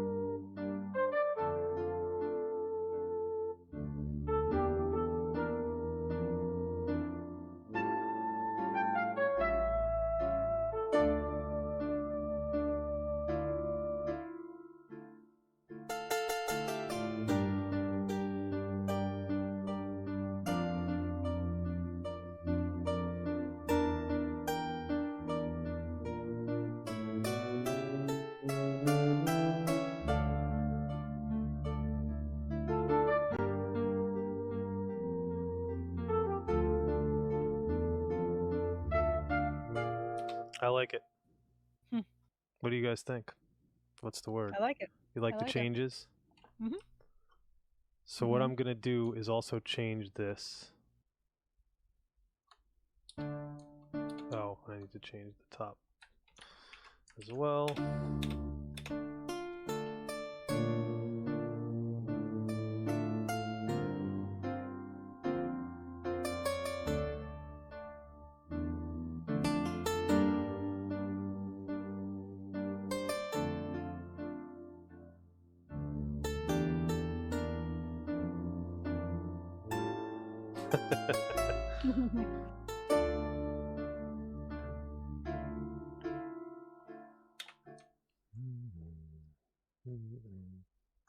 I swear it's still cutting in, like cutting out for me occasionally. I can still hear enough of it though. The music? I don't know. I get this weird feeling that that's happened, but I don't know. I never listened back fully to the stream, so I don't know if I'm hearing what everyone else is hearing, but it's a minor inconvenience. Interesting. Oh God, what did I just do? I just dumped the bar lines. Why did I do? Oh no, that's the grid. Oh, how do I get that back? View, rulers. Yeah, I think it has to do with some kind of Discord something or other, but what I hear sounds, really good. Yeah, it's definitely Discord because I think everybody on everything on the stream should be fine. Mm-hmm. Oh, what the hell did I just do, man? Mix window. No, it's the edit window. I just disappeared all the somehow by clicking on this. I have no idea. I just disappeared all my grid lines. Wonderful. Oh, there we go. Hello. Duh. Okay, got it. All right, welcome back, Dan. And welcome back, everyone that has been watching us.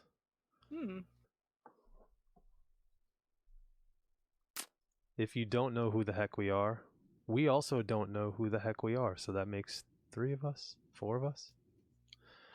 No, I am Dan, and this is my friend Julia. We are making the Crimson Diamond, and when I say we, I mean 99% Julia and 1% me. I am making the music, and Julia's doing everything else from cleaning up the trash to scrubbing toilets to QA to yelling and firing and hiring all of the people involved with the game. So yeah, it's been an exhausting process. She's also the chief marketer. She is as well. She's a junior marketer. It's kind of a weird role to have both the lead and the bottom of the barrel person, but she's both. Oh, yes, that's me. And I make noise and sounds, and I also edited the trailer. Yes, Jim plays games. Yes. And we will probably put that in the credits first over everything else. Dan edited the trailer, and then we can roll credits. But I mean, it depends how we view the contributions, because we've mentioned before, if we go by megabytes, you're gonna really contribute more megabytes than me for the game. Yeah, actually, I dwarf Julia in terms of megabytes. Yeah. But in real life, Julia's about 9 feet tall, so it goes the other way around in real life. It evens out. Yeah. If you edit the credits, you can do that. Yeah, I can. No, I don't edit the credits. I just edit the trailer, so I could put my name just in huge letters across the trailer, like Dan Policar presents. Yeah. Blocking out everything else for most of the trailer. And I could also turn Julia's voiceover way down and just do like a producer tag over the whole DJ Khaled or something like that over the entirety of the trailer. I think that would work out. Across the entire screen the whole time of the trailer, just Dan Policar presents. Yeah, I could do the Kojima thing. Yeah. Oh man, or I could do the Fight Club thing and just edit in frames like really subliminally, and just maybe not with what they used in Fight Club, but maybe just my name or something like that. Do you like those concert photos I kept showing early on stream? Yeah, well, we could do that too. Yeah, that's not bad. So just cut some Sean Paul in there, here and there. Just like a second here, a second there. Perhaps Julia and Dan can be on the train in the intro. Oh yeah, It's always Sammy is asking, do you or I make a cameo appearance in the game? And that no, we do not. Yeah, we don't. We don't make an Easter egg appearance, and we don't make a cameo appearance. No, but we should. The train scene isn't finished, is it? No, so we totally could. Internal of the train. Yeah. Yeah. That has been suggested to me before. That's probably the only place you could put us that would kind of be like acceptable. Otherwise, you have to like stick yourself on a picture or like hidden in a wall or something weird, you know. It really is the only place in the game. The train is really the only place in the game. In fact, if we really wanted to take it to the nth degree, we could, have some sort of weird Patreon Kickstarter thing where if you kickstart to a certain tier, you get to be on the train. That's interesting. You don't have a Patreon though, do you? Oh, I have a Patreon. Yeah, you do. Oh, okay. We should put that in here. Why don't we promote that a little bit? I know. I feel weird about it still, so I don't. Yeah, but I'll link to it. Give me a second. Yeah, please. Put a harpsichord in the train somewhere. We kind of use harpsichord sounds. What if we find Dan's body somewhere? Yeah, please no. How about not? If you say no, then that makes me want to do it more, though. I bet. That's my OnlyFans. Ugh. The Patreon is how people get Christmas cards. Yes, it is, actually. Yes. That's true. Yes, Holiday cards are part of it. That is the one way to get them. Speaking of which, or Dan's business card. I have a couple of business cards, and I made a game audio business card for PAX East, handed out a couple, and then everything shut down, so those business cards were like basically sitting here doing nothing. But eventually I'll be able to hand them out again, so that'll be cool. Yeah, that's probably the last things that are ever going to come back online of those big events, but interesting. We were talking about PAX the other day, right? Yes. And what did they say? They're running something in June, but it's an online only. Is that the deal? I got the impression they wanted to be in person, but I don't know. In Boston 100%. In June. Yes. Well, that'd be a better time than when we went there before. It was cold, wasn't it? It was freezing. Well, yes. It was February. Yeah. It was end of February, beginning of March or something? Yep. Yeah. Yep. So yeah, Julie and I were lucky enough to attend the last major video game event convention before they shut everything down due to the pandemic, which was fortunate and unfortunate because what had happened at the time, Sony actually pulled out of the convention right before starting. As I was driving either on my way to PAX or on my way home from PAX, I got a text that GDC was going to be canceled. And of course, now looking back, of course it was canceled. But, at the time we were like, oh, really? I don't know. So, yeah, we don't know. Anyway. Oh, man. I hope the VCF East is moved to October is a real thing. Well, that's possible, right? That's the one in New Jersey. I think we were talking about that last week on your stream, Julia, or was it somebody else's stream? I don't remember. Somebody's stream we were talking about it on. But regardless, that's the Vintage Computer Festival. Was it on your stream? Maybe it wasn't. I don't think so. Whose stream was it on then? Was it on, was it Hungry? I don't remember. Anyway, that's neither here nor there. So what I'd like to do at this point, if you're good with this, Julie, I'd like to save this. And I'd like you to save it, please, yeah. Oh, the Midwest. Oh, it was Dr. Mikachu. Yeah, that's right. I was thinking it was Julia's stream we were interrupting, but we were interrupting properly Dr. Mikachu's stream, who's another great streamer. I didn't see her here tonight, but every once in a while she shows up here, and she was doing some cool stuff the other night on her stream. Her Subquarium was finished, which is pretty cool, and she was working on Message Me Uni, which is one of the games they have made, and it's currently in playable demo phase. You can play like the beginning of it, but it's the full game, but it's not the full game. It's missing a lot of branches and a lot of cool stuff she's adding. So there's that. Now what I'd like to do here is I'd like to actually change directions for a second. We're going to go to the desktop, and I am going to load up. Oh, I thought I put it on the desktop. Maybe it's still in downloads. Yep. I'd like to pull up a game. You have games? I have games. This is rated at mature. This is a game called Crunk. Whoops, let me turn off these guys. I'll leave Julie and us on. Whoops. And this is a game by our friend Feroy. Yay! And this music you're hearing is actually music I did compose for the game. Now, this particular song is just the scratch demo, so we're going to take a look at the scratch demo. But I feel like we should show off a little bit of the game first. Naked, I don't know if these are EGA breasts, but there's some kind of nudity. So we'll probably have to edit this part out of the video. We're going to put it on easy because I suck at games. And look! There's a music slider. Let's go back. And I remember asking Feroy, hey, what kind of game is this? An action RPG? He's like, well, it's mostly action.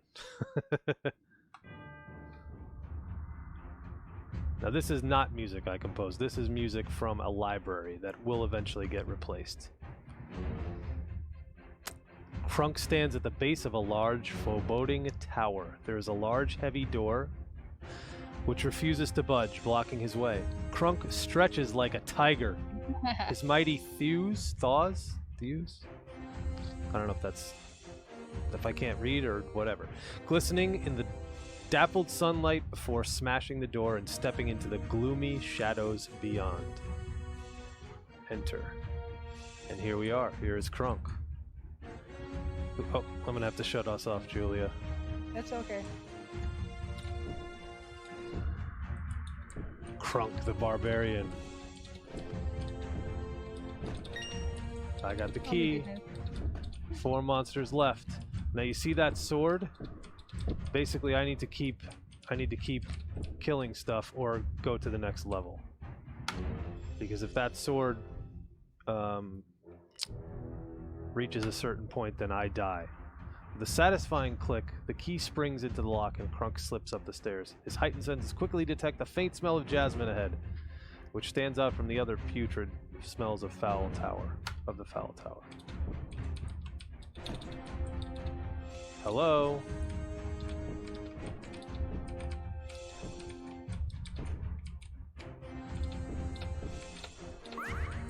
Ooh, treasure chest. 3 kills. 4 monsters, 4 kills. Got the key. I got a maiden. Woo! She's coming with.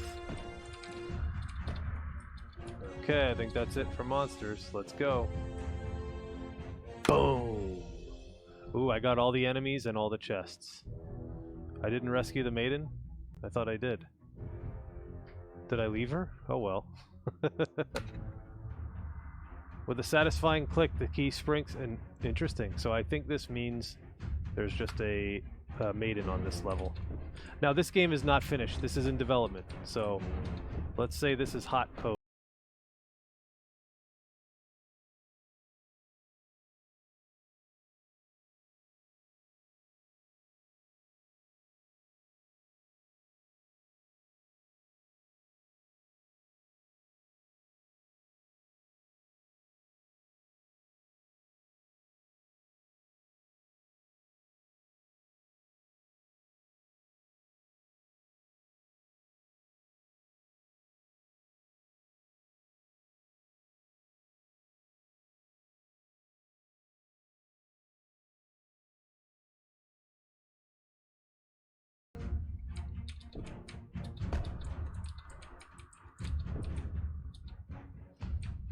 No, I think we missed something. Well, we missed 2 chests right off the bat. No monsters. We got all the monsters, so let's go. I guess we didn't meet anything. Yep, let's get out of here. There was no maidens to rescue. We drank the beer that was to drink. Tower level 3 complete. Okay. Help, help. There's a maiden. Let's go find the maiden. What's better than maidens? Iron maidens?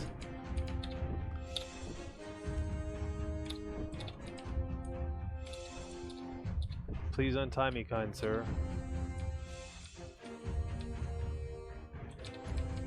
I hope you guys are watching this to see how bad I am really at games, because I'm not good at games. Making games is easier for me probably than playing games some of the time. And making games is not easy at all.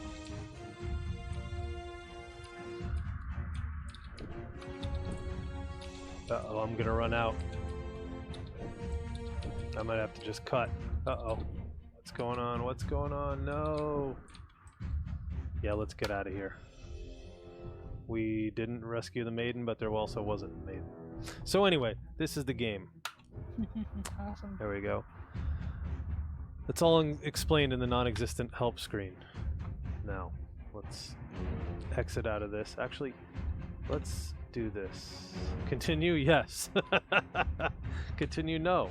You don't have a choice. You have yes or yes. I like that. We're gonna stop that. And what we're gonna do is we're gonna do this. But I'm gonna do something sacrilegious. And I'm gonna take this music and turn it off. Why would I do something crazy and insane like that? Well, I just want the art because I want to be inspired by the artwork. Let's go back to, let's see. This is the theme that I have worked on so far. And I didn't even know Feroy had put it in the game, and then he's like, hey, by the way, I put it in the game, so you should play the updated. Make sure you download the newest version off the Google Drive. I said, okay, boom, got it, and there it is. So I'm going to show off a little bit of this music and a little bit of this music composition process, because it's the same, but it's also different, if that makes sense.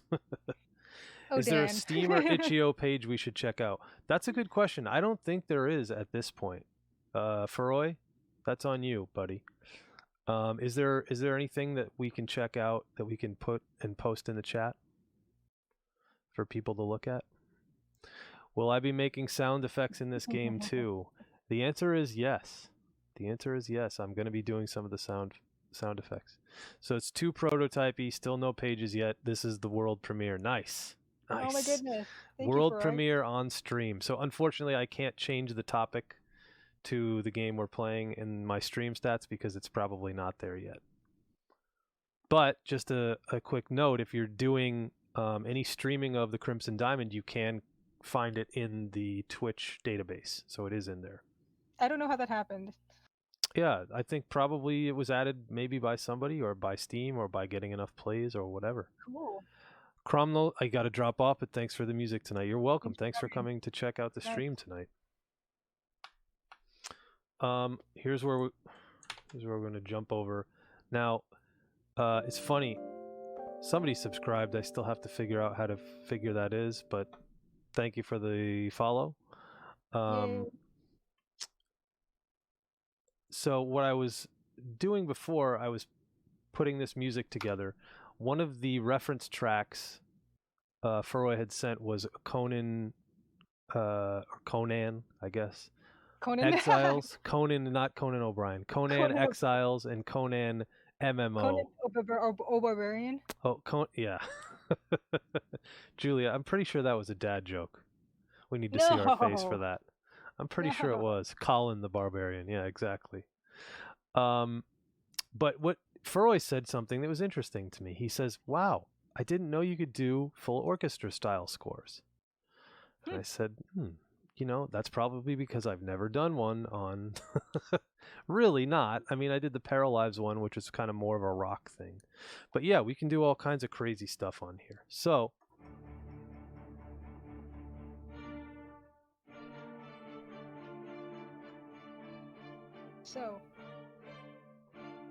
uh-oh.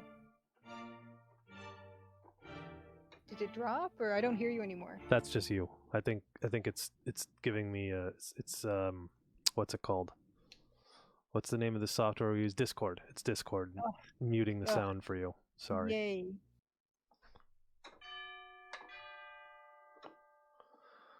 So I have all kinds of cool stuff happen.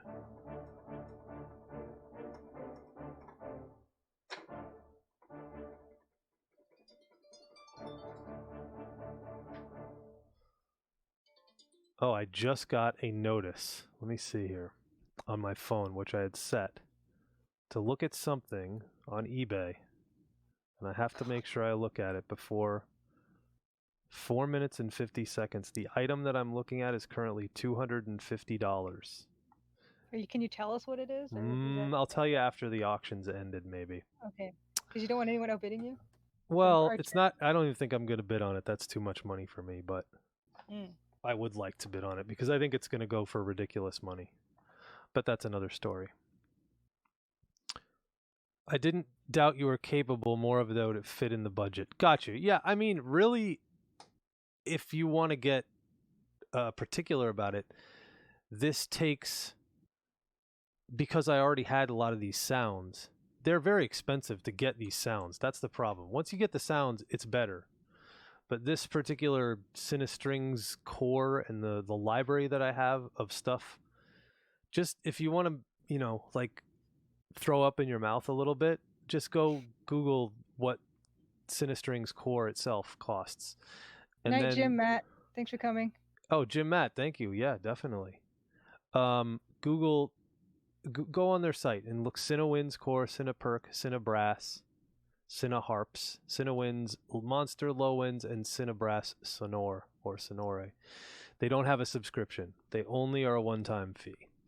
Some of these companies do have subscriptions, some of them don't. Or look at what Native Instruments Complete costs. And now know that I have to run Native Instruments Contact, which I could buy separately, but Complete makes more sense at this time. And all these Cinesamples libraries. They're really awesome, though.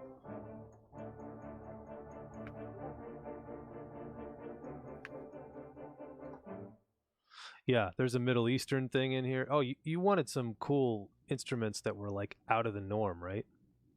Let's do something like that. I think that'd be really cool. Let's go to Contact. Yeah, there is a Middle Eastern. There's a West Africa. There's a India. There's a Middle East. I don't remember the Middle East being that interesting, this particular one, but let's try it. Let's see what happens. Oops, I gotta switch.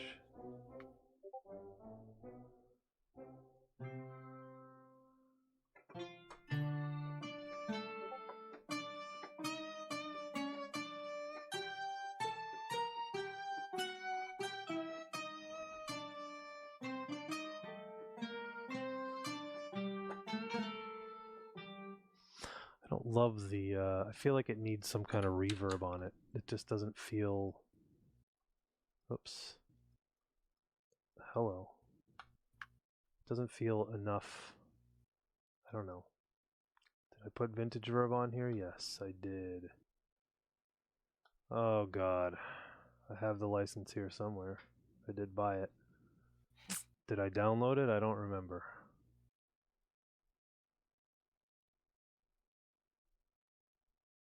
Vintage verb.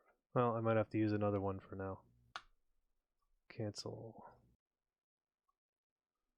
Okay. No, we'll use something else. Dang, I gotta register that then. Let's just use the plate.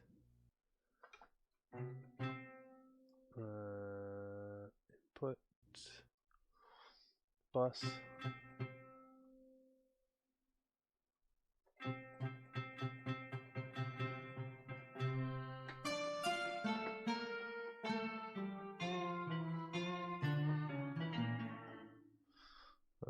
And let's see if we have a cool preset that we can find. Send, let's do one of these plates. Nope. That's much better. Okay.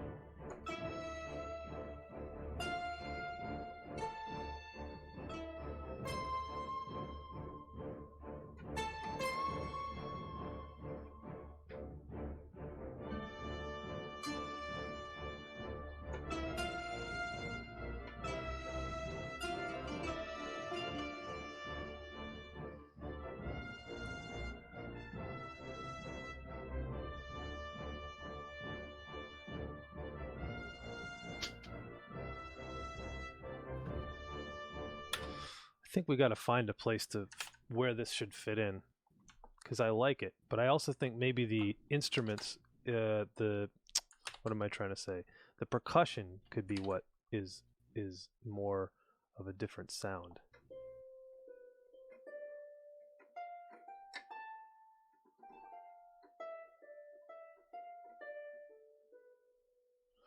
Had to sign Dan before the AAA steal him forever. Well, Exactly. We'll see. Who gets stolen first, myself or Julia? It's a race right now, and we're not even trying to race against each other. We're doing it on accident, basically. Let's see. No. You know, a choir would be pretty cool, though. Choir? Oh, okay.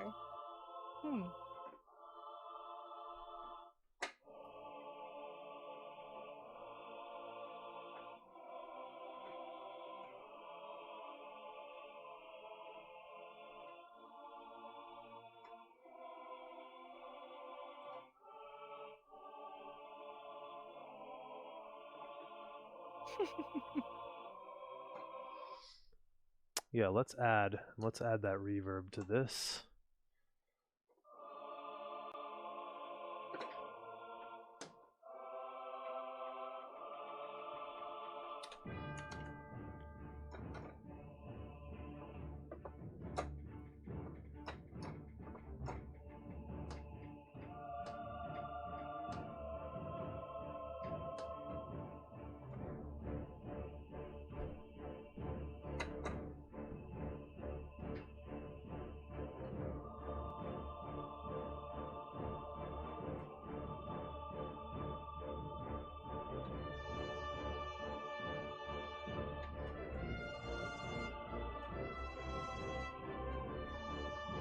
That's pretty cool.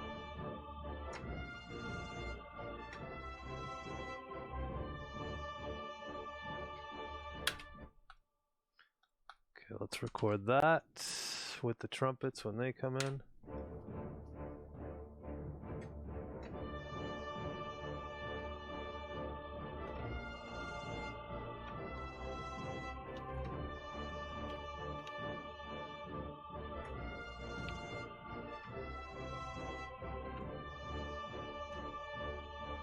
Wow, I'm not hearing like 99% of this now. I don't know. Huh.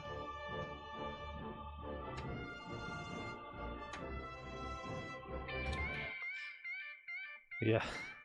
So, Cosmic Void, it's funny. Funny you mentioned that. It is not for anything to do with the Crimson Diamond. That is true. However, it is for a game, yes. It is for Furoy's game called Crunk, which is right here. Not to be confused with Little John's Turn Up Crunk style, but this is Crunk the Barbarian. And as you can see, the object of the game is to kill orcs, which we do.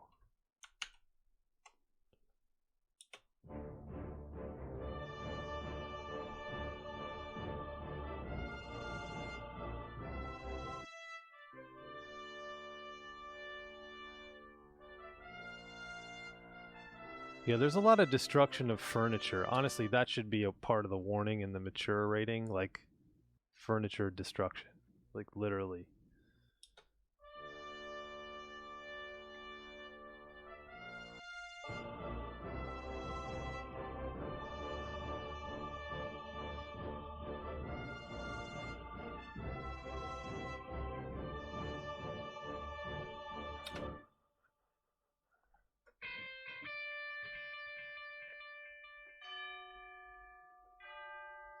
We need that to come back here, I think.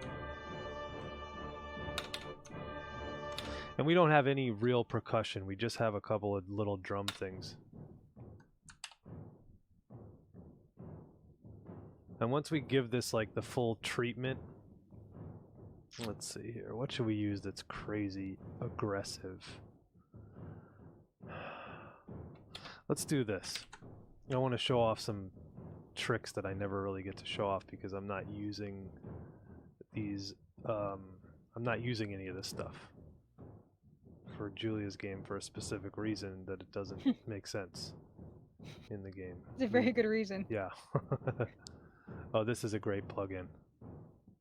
Julia, this is right up your alley.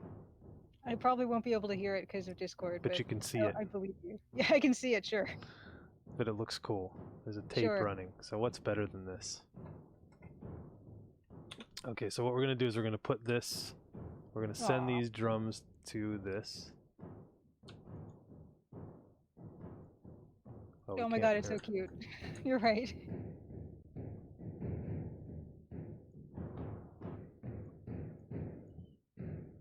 It's cute. It's not doing it all what I want it to do. We're going to have to try something else. I want some kind of crazy, angry stuff. Let's try another one.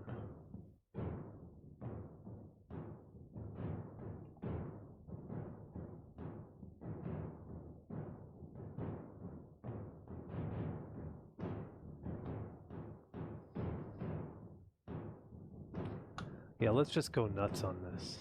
This is going to be like... This is going to be too much fun.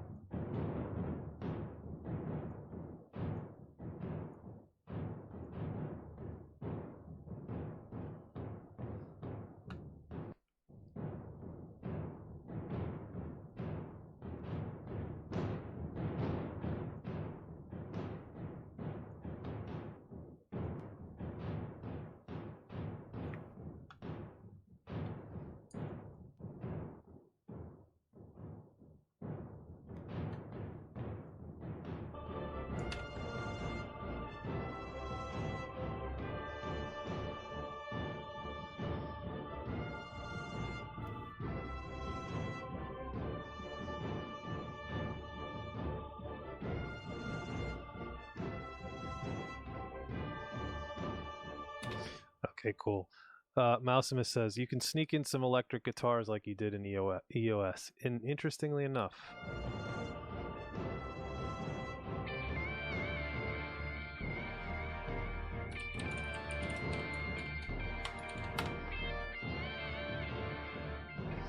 And I really do need to sneak in some more guitar here. This is just how far I got in the sketch, because literally what I sent...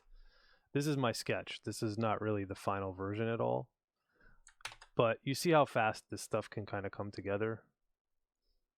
It comes together pretty quick when you have the right pieces in place. Oops. Not a doorbell.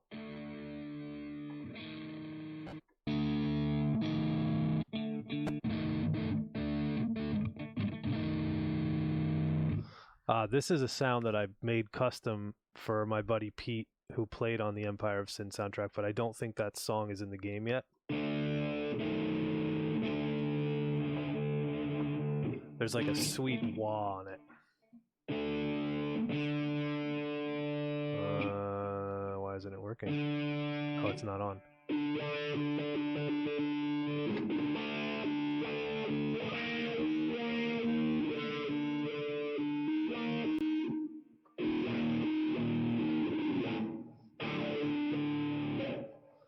So anyway, I think we'll do something like this. No any Creed. Get out of here. Next, you're going to ask for Nickelback. And if you ask for Nickelback, you'll have to ban yourself as a mod. Well, I just heard. Oh, no. Amplitude is awesome. I love Amplitude. Oh, my goodness.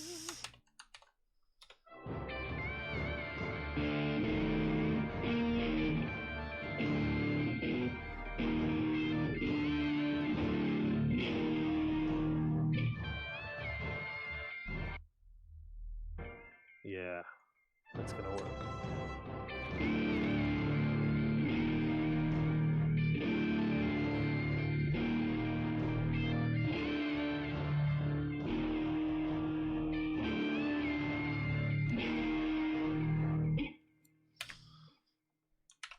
And I got to do plenty of work on this mix and It sounds really dull and kind of muted at the moment, but I'll get it there.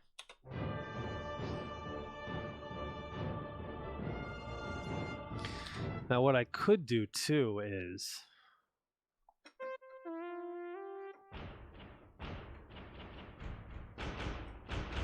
oh, there you go. I like that. Mm-hmm. I don't really need this synth, but I want to get a sound like, what do I want? Maybe like, it's possible I could use a full drum kit in this song. Possible. I don't remember if this plugin even works, but if it does, ooh, authorize. I don't want to authorize this right now, do I? No.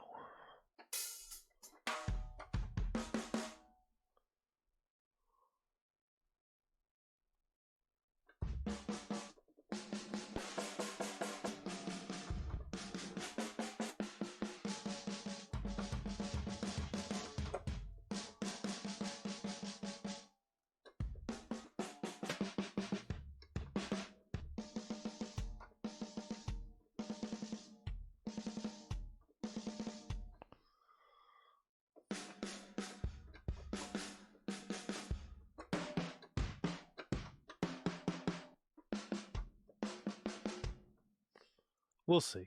We'll see if it works.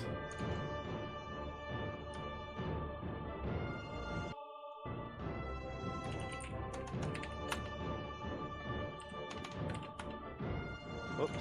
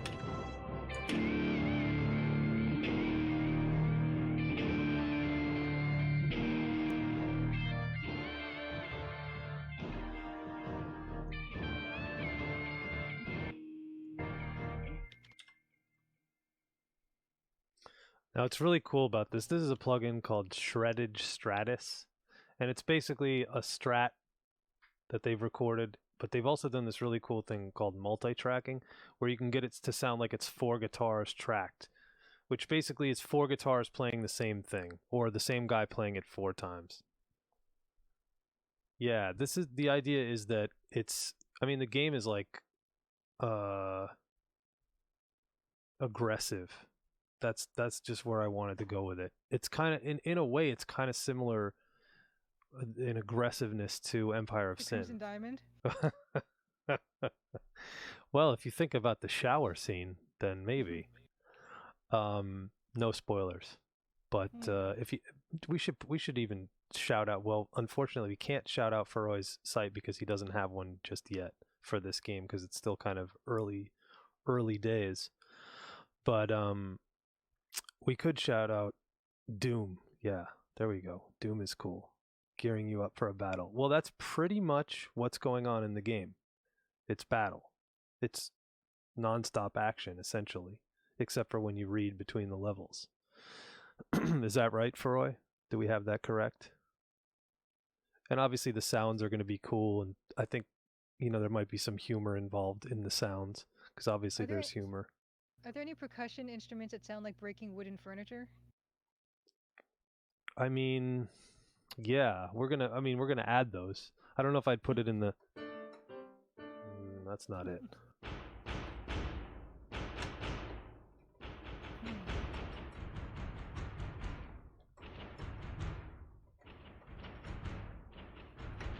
Relentless slaughter. Yeah. Yeah, breaking real world furniture. Absolutely they do. Oh man. No, but we could find all kinds of stuff, and you can always record it if you don't have something that sounds like it. There's a lot of cool stuff. Do you guys want to see? I mean, if you want to see, I can show you some of the sounds that are in this as well. That Furroy hasn't even really heard. They're not in it yet, I should say. They're just little sketches that I've messed with. Why don't we hold off on that and I'll wait. I'll show it off at a later time when I have some more of the sounds fleshed out. Because right now they're like in super early stages. They probably don't sound good or like anything.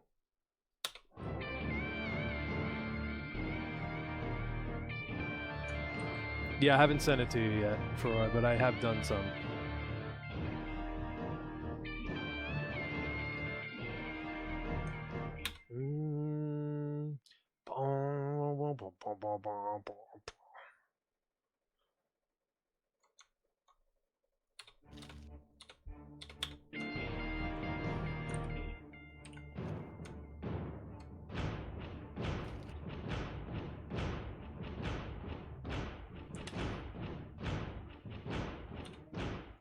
It sounds a little too mechanical.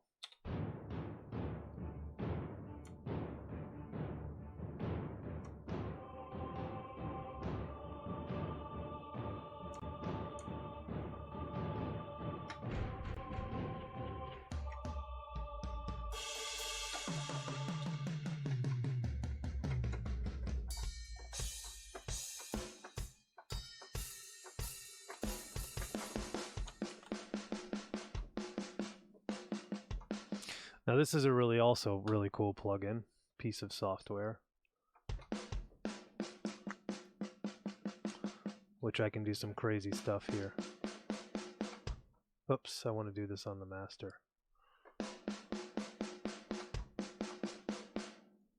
Tape.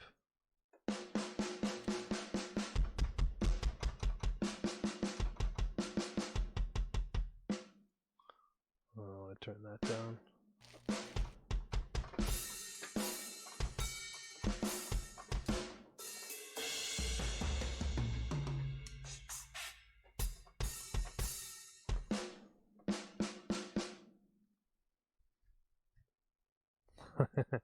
Yeah, some blast beats during the peak. You could go there. What I'm thinking is just to do some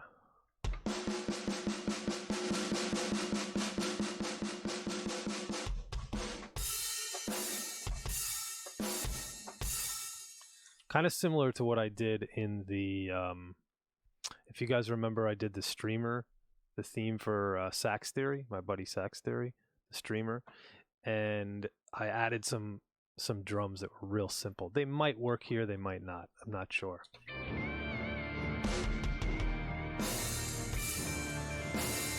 They got to be turned down.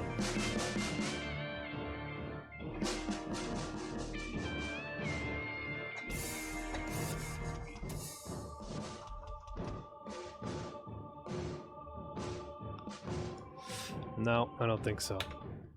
It didn't have steel drums. It just kind of had more like aggressive sounding, epic sounding drums. Steel drums would be more like Caribbean sounding thing, But I know what you mean. Snare does sound out of place. It all sounds out of place. I don't think I'm going to use it. I might be able to get away with some of these toms.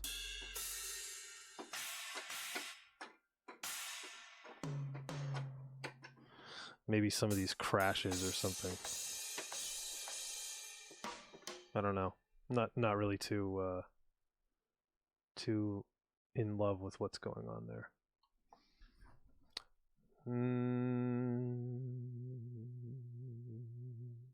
Where do I want to go? Where do I want to go?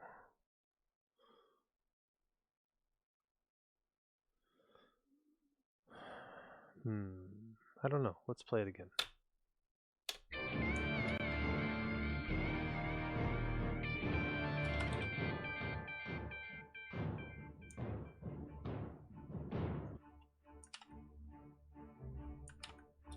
Oh yeah, and I did originally have this doubled.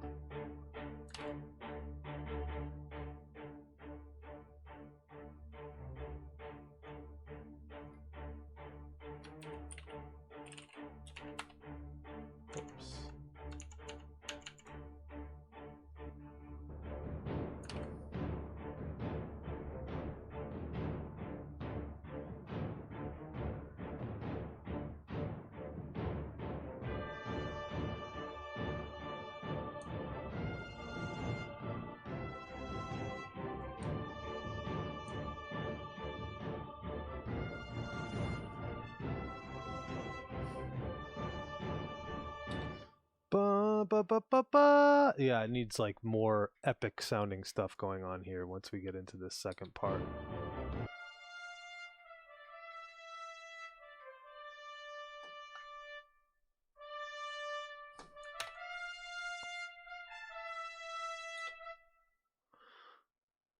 Let's see. We need full ensemble sustains. No, we need something else. We need mega brass. Let's try and see what that sounds like. Probably like crap, but let's try it.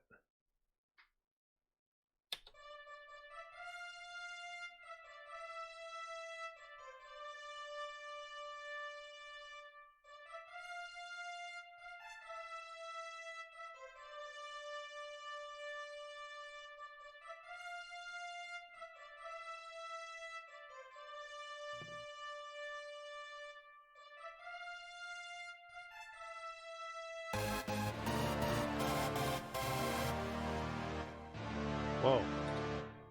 Thank you, it's always Sammy, for the subscription. Still in Battlefield 1942. I've never actually played that.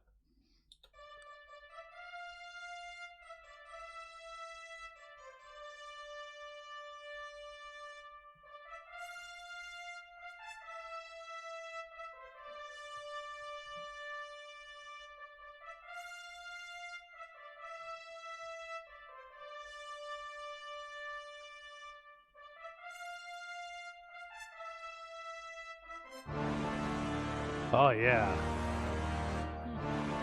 There we go. That's angry. I love it.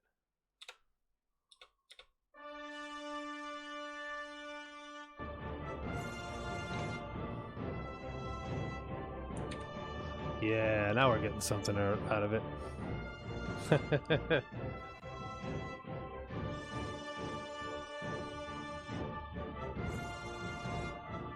The trap remix, right? What's a trap remix? They mean like 808 stuff. Still So don't like, know. let me see if I can give you a fake one.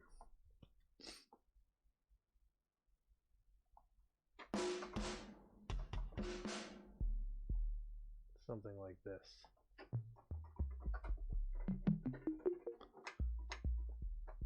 Oh, this is just tune stuff.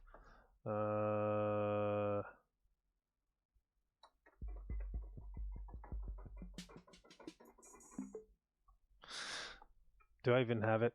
Oh, I'll do it in a loop. Let me see if I can play a loop of it. I might not even have this stuff on here, but I think I do. Sound library samples.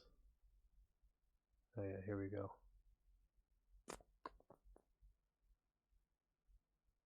I have some trap thing on here. Bass trap R&B. It sounds like this.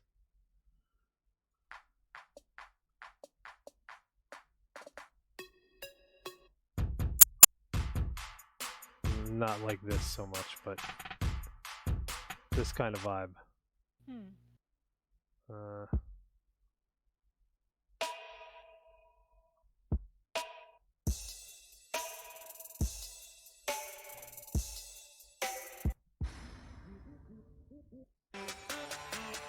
Like this.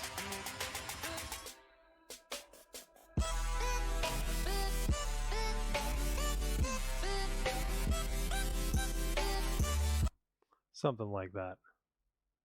Cool. Is it? I don't know.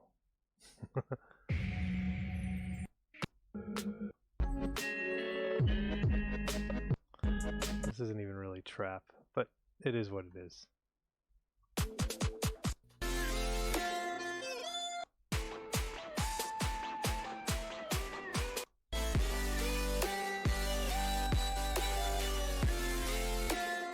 Anyway, yeah, you could do that with this for sure. I remember a techno-ish band in the late 80s called 808 State. Yeah, they're probably who did the sample pack. I don't know. Deluxe Tux. You have to bail out for the night. Thank you for being with us for this stream.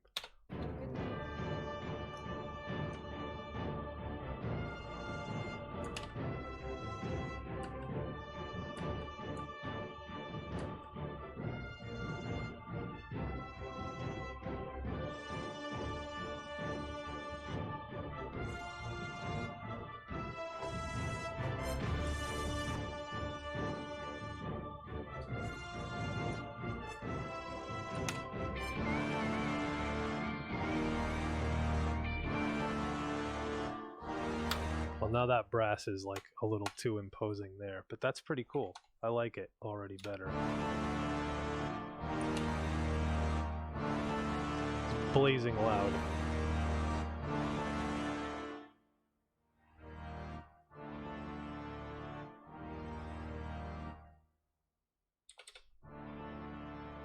You know, and I think this plugin was a plugin I got for free when I bought another plugin. So it's obviously that's a win right there.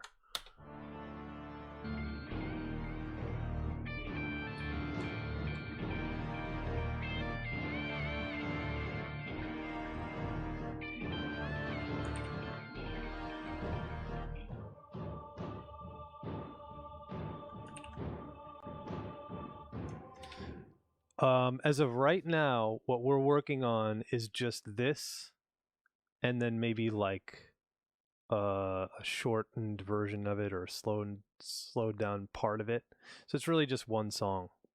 And then you'll have like a death song or a bonus song, but they're, you know, like less than 10 seconds. So they're not really songs. They're more like stingers, I guess, in the sound effects. But yeah, this is the basics of it. So this will eventually be probably around 3 minutes, around the 3-minute mark, and we'll probably have some variation. So if you look at it, to this point I'm just about 50% through it. So, and then I'm going to go through and edit the sections so it'll kind of flow the way we need it to flow, and then also at the end of it it'll loop back to the top. So just like most game music, I would say, now needs to loop for the most part. There's occasions where you don't need to loop it. It seems like a lot of work. I mean, it is and it isn't. If you know kind of what you're doing already, it's not so crazy. Because a lot of this is these are going to be repeated parts, and then I'll just go through and clean it up and, like I said, make it flow really nice. Kind of the same. It's in a way, it's the same thing with what we were doing with the debrief. You know, we're just kind of cleaning up and making things flow better. The debrief, we have a little more leeway as far as you can go really bizarre and weird. Here, we have to have that aggression. We have to have that relentless quality to it, and I like it. I think it works. Excuse me. I think it's pretty relentless now. So, what I want to do still, though, is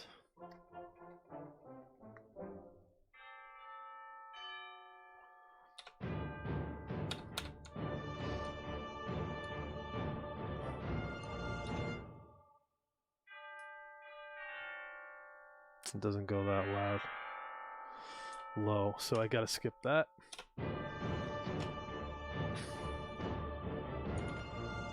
Oh, you know what? Is this the Mahler? Yeah.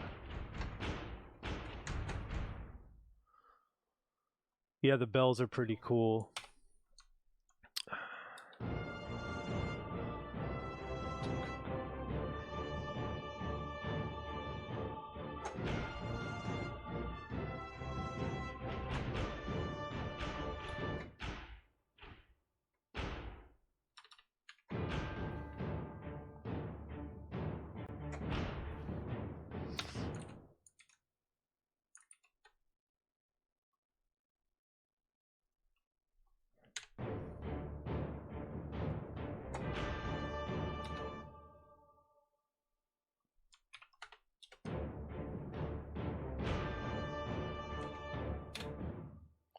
Yeah, I think the bell at the start is cool. And I also want to incorporate, so this is really important.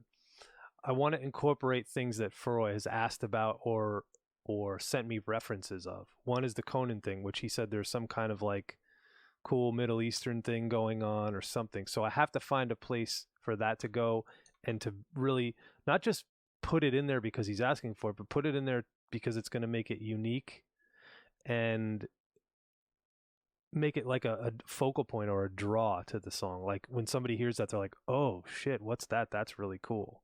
You know, that's kind of what the reaction I want out of a listener, if that makes sense.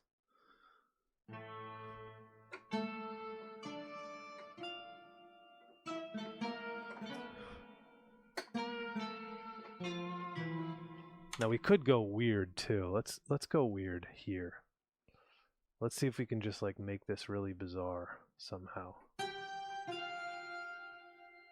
Oh, there's phrases.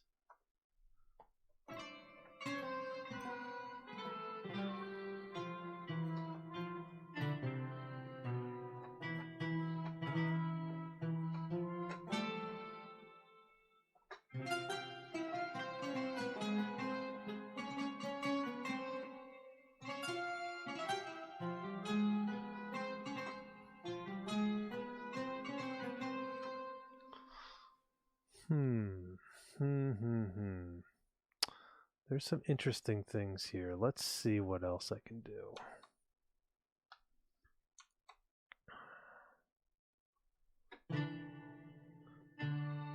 Let's see if we go another direction. There's some other sounds that I have too. Let's see. Instruments. Metal pulses, Viking cinematic instruments, riffs. I think this is all electric guitar.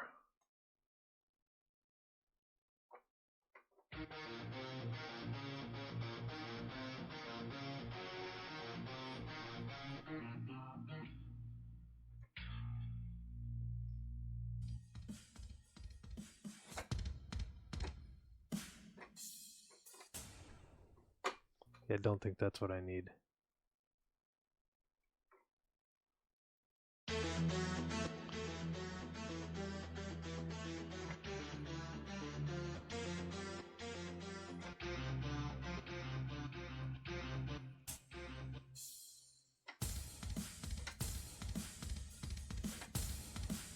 Yeah, no, that's not what I need. Synths. There might be some weird synths in here that could work.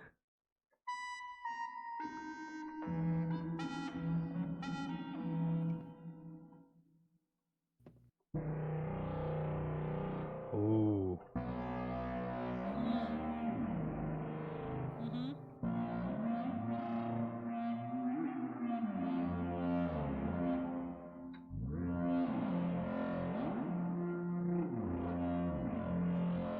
That's pretty cool.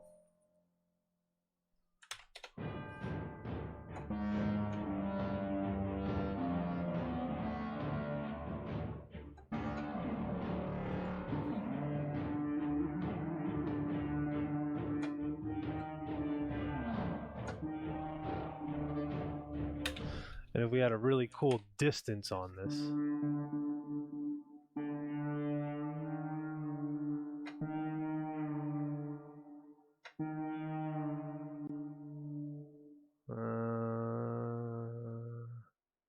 This thing looks so cool that it's sometimes hard to use.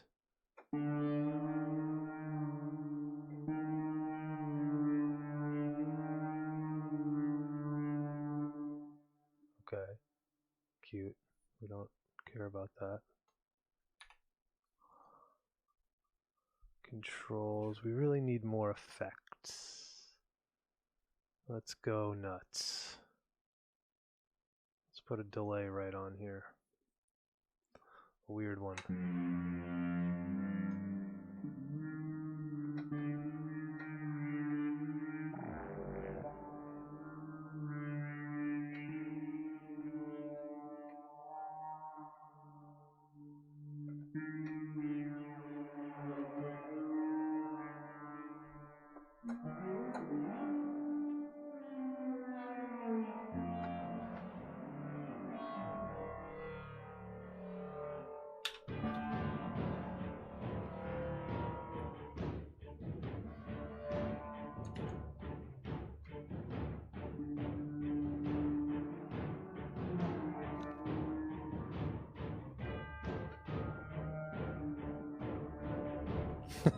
Now it's a whale.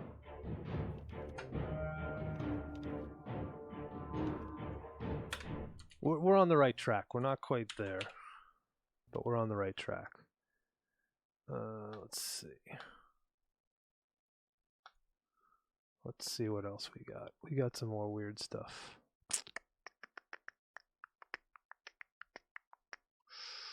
Oh, this. I was looking at this before. This is another plugin by Native Instruments called Absinthe. It's really weird, but it's really cool because you can do stuff like this. So like here's the browser. Let's pick a sound, right? Whoops, wrong thing. Oh, that's not the right thing either. Hold on.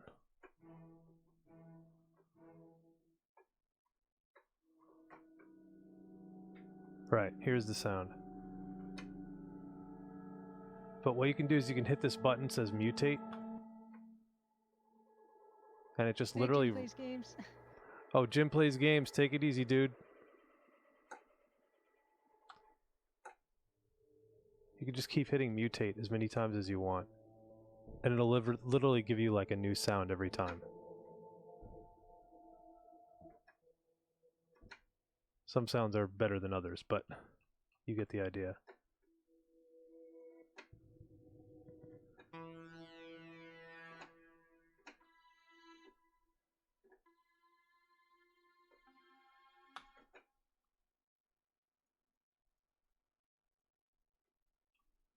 Let's see.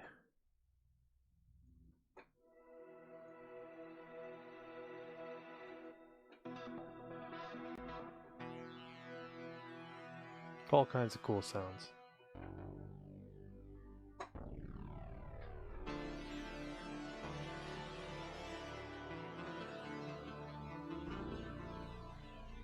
Yeah, anyway.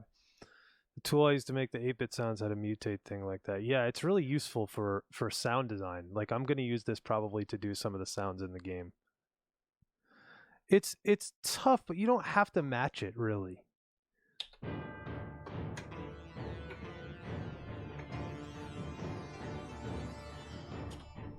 Oh, you know what we should do, Furoy? We should play. There was another demo that I sent. Whoops, I don't want to put it on so that everybody can see it. Let's put on Julie and I. But there was another demo that I sent that was totally different from this. That was I'm trying to think of what it was exactly. Track. No. It was basically a totally different theme. And I was like, hey, what do you think of this one? And you're like, yeah, I should have not asked you to do chiptune. Because there was chiptune in it as well. So let me play that one. If I can, assuming I can find it. Yes, I should be able to.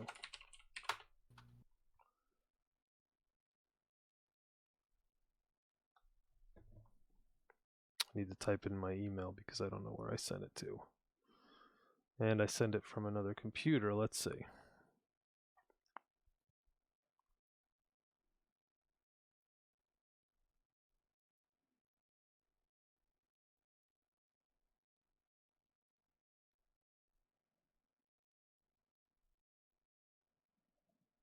I don't know. Can I find it?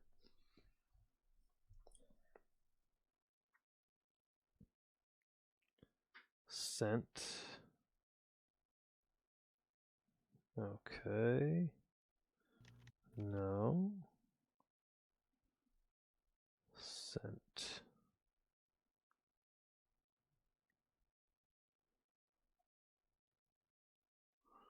No, yeah, I think you were totally right with what you said. I'm just seeing why I can't find what I sent you.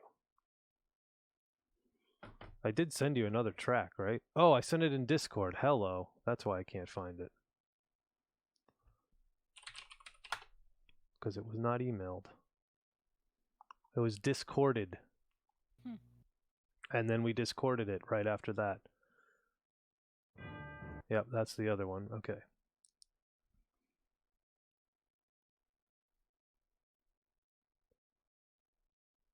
Here we go. Here's the original idea.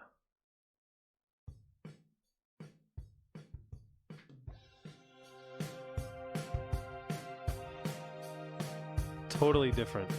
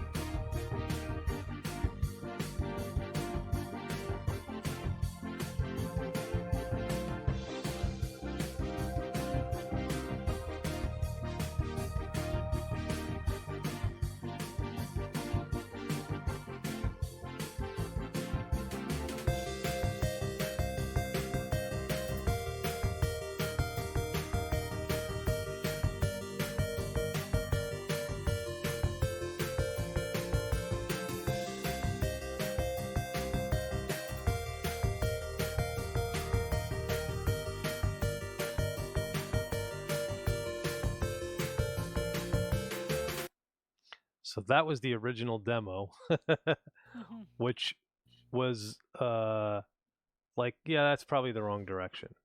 So that's cool. So I feel like I can still use that piece for something at some point, which then became this, which sounds a little bit different. Whoops. I did not want to do that. Sorry. A little bit different.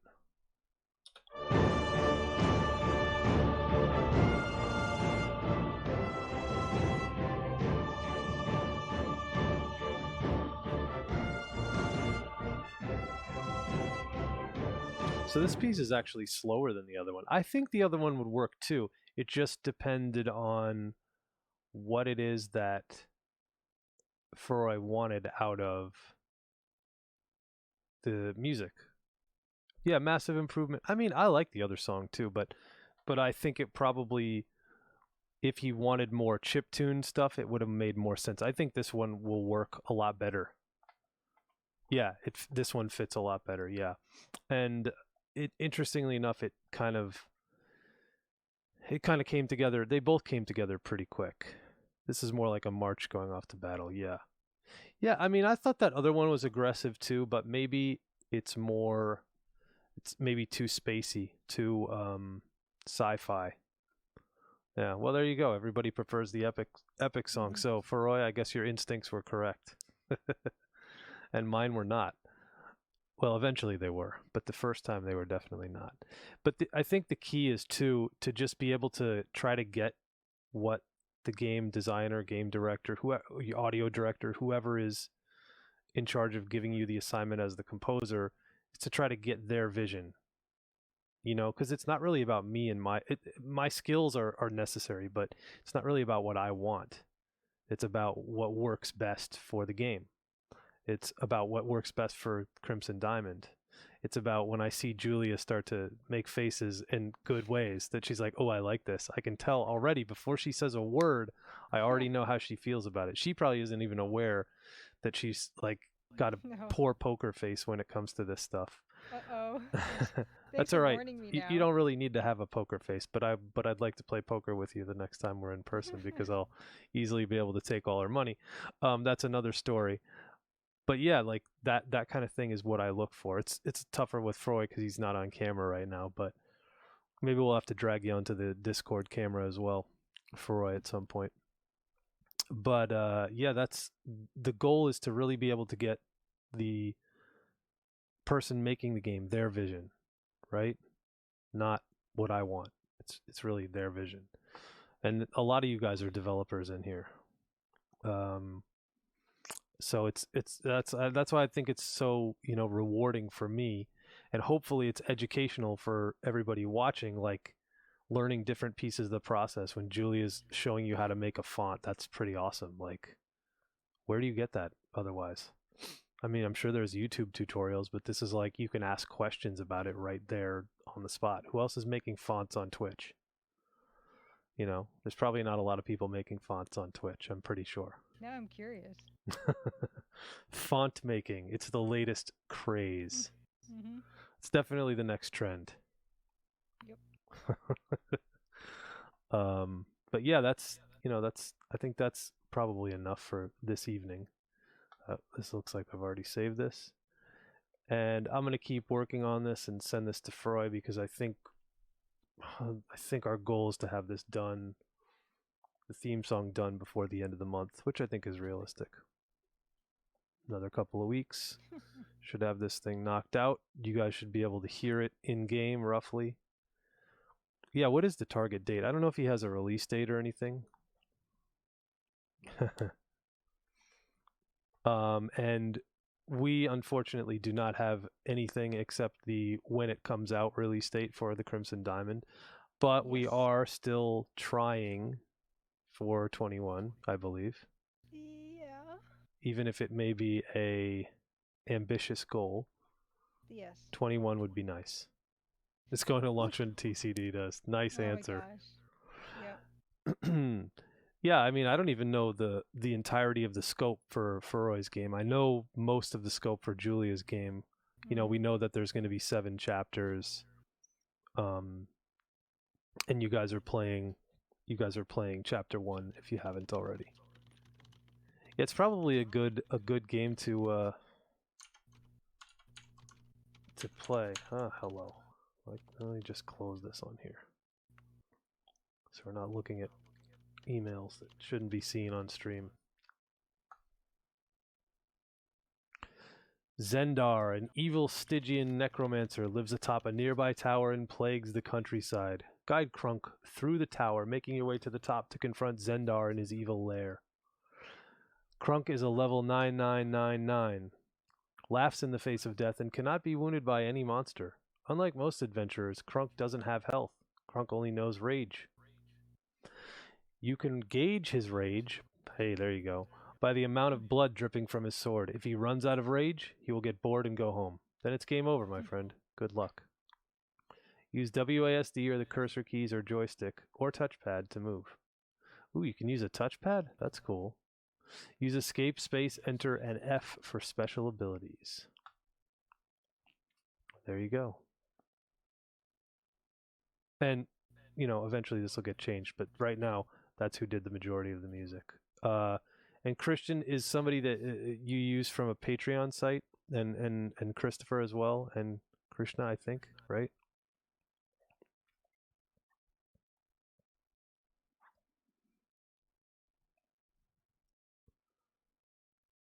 Yeah.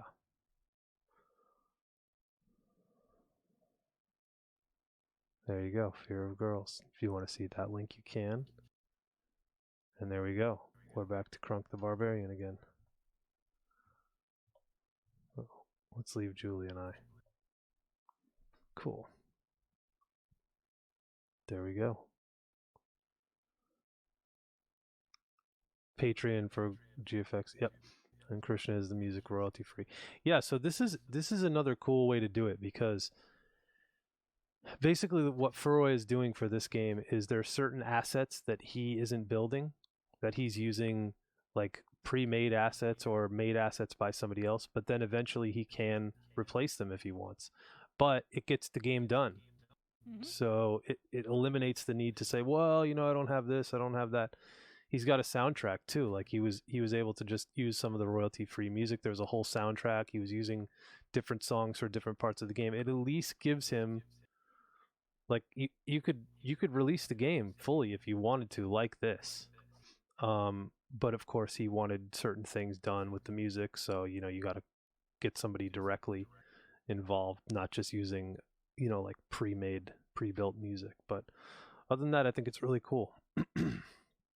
Really cool. And I think that's a nice way to go about it, because he's able to prototype a game like this in 6 weeks, which is kind of ridiculous, especially with all this stuff. It will be a commercial project, I think, right? Just look at the lighting. That's what the lighting thing is really cool.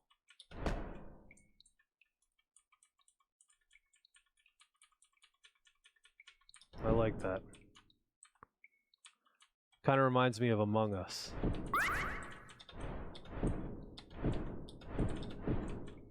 Right? Anybody play Among Us? I figure everybody's probably played that by now. That one. Have you played it?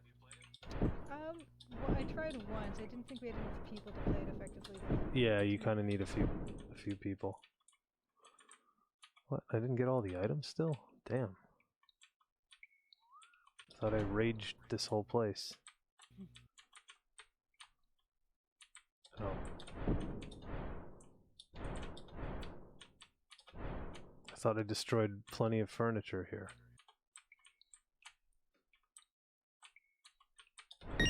There it is. Boom. Yeah.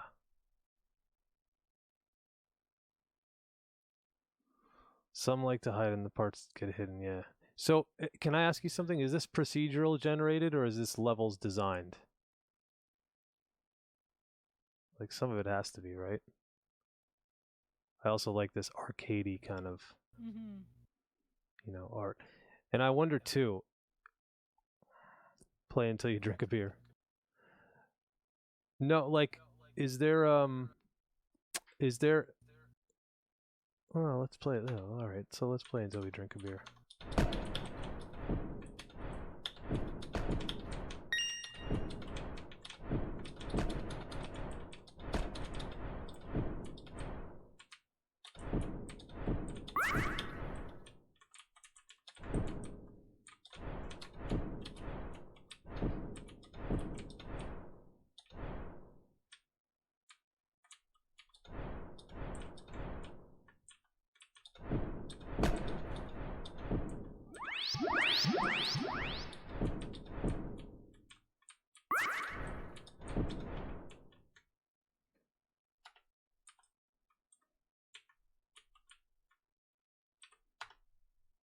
Did I rescue the maiden? No. How come I didn't rescue the maiden?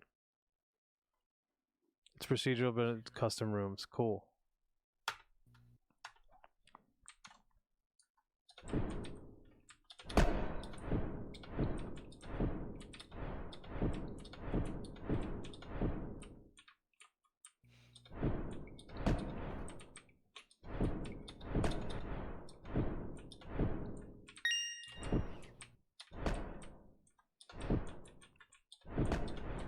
Yeah, we got to get a copy of this to Tonda so he can play on stream. Ah, drank a beer. There it is. I think we're going to call it there. You have to take the maiden back to the start of the level. Ah, gotcha. Well, if I'm going to give my QA on this game, since I've played it now a few times, I would say that maybe if there's a way to make it more obvious that she needs to be taken back to the start of the level, that would be okay with me. Oh, I didn't drink it yet? Oh, sweet.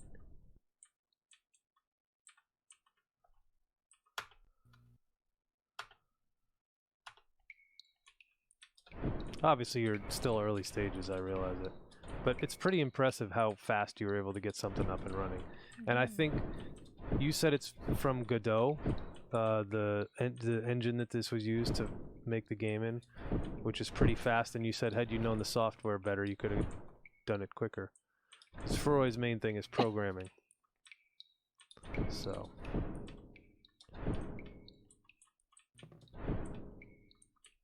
Follow the sound of my voice.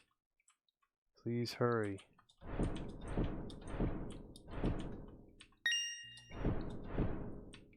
I'm out.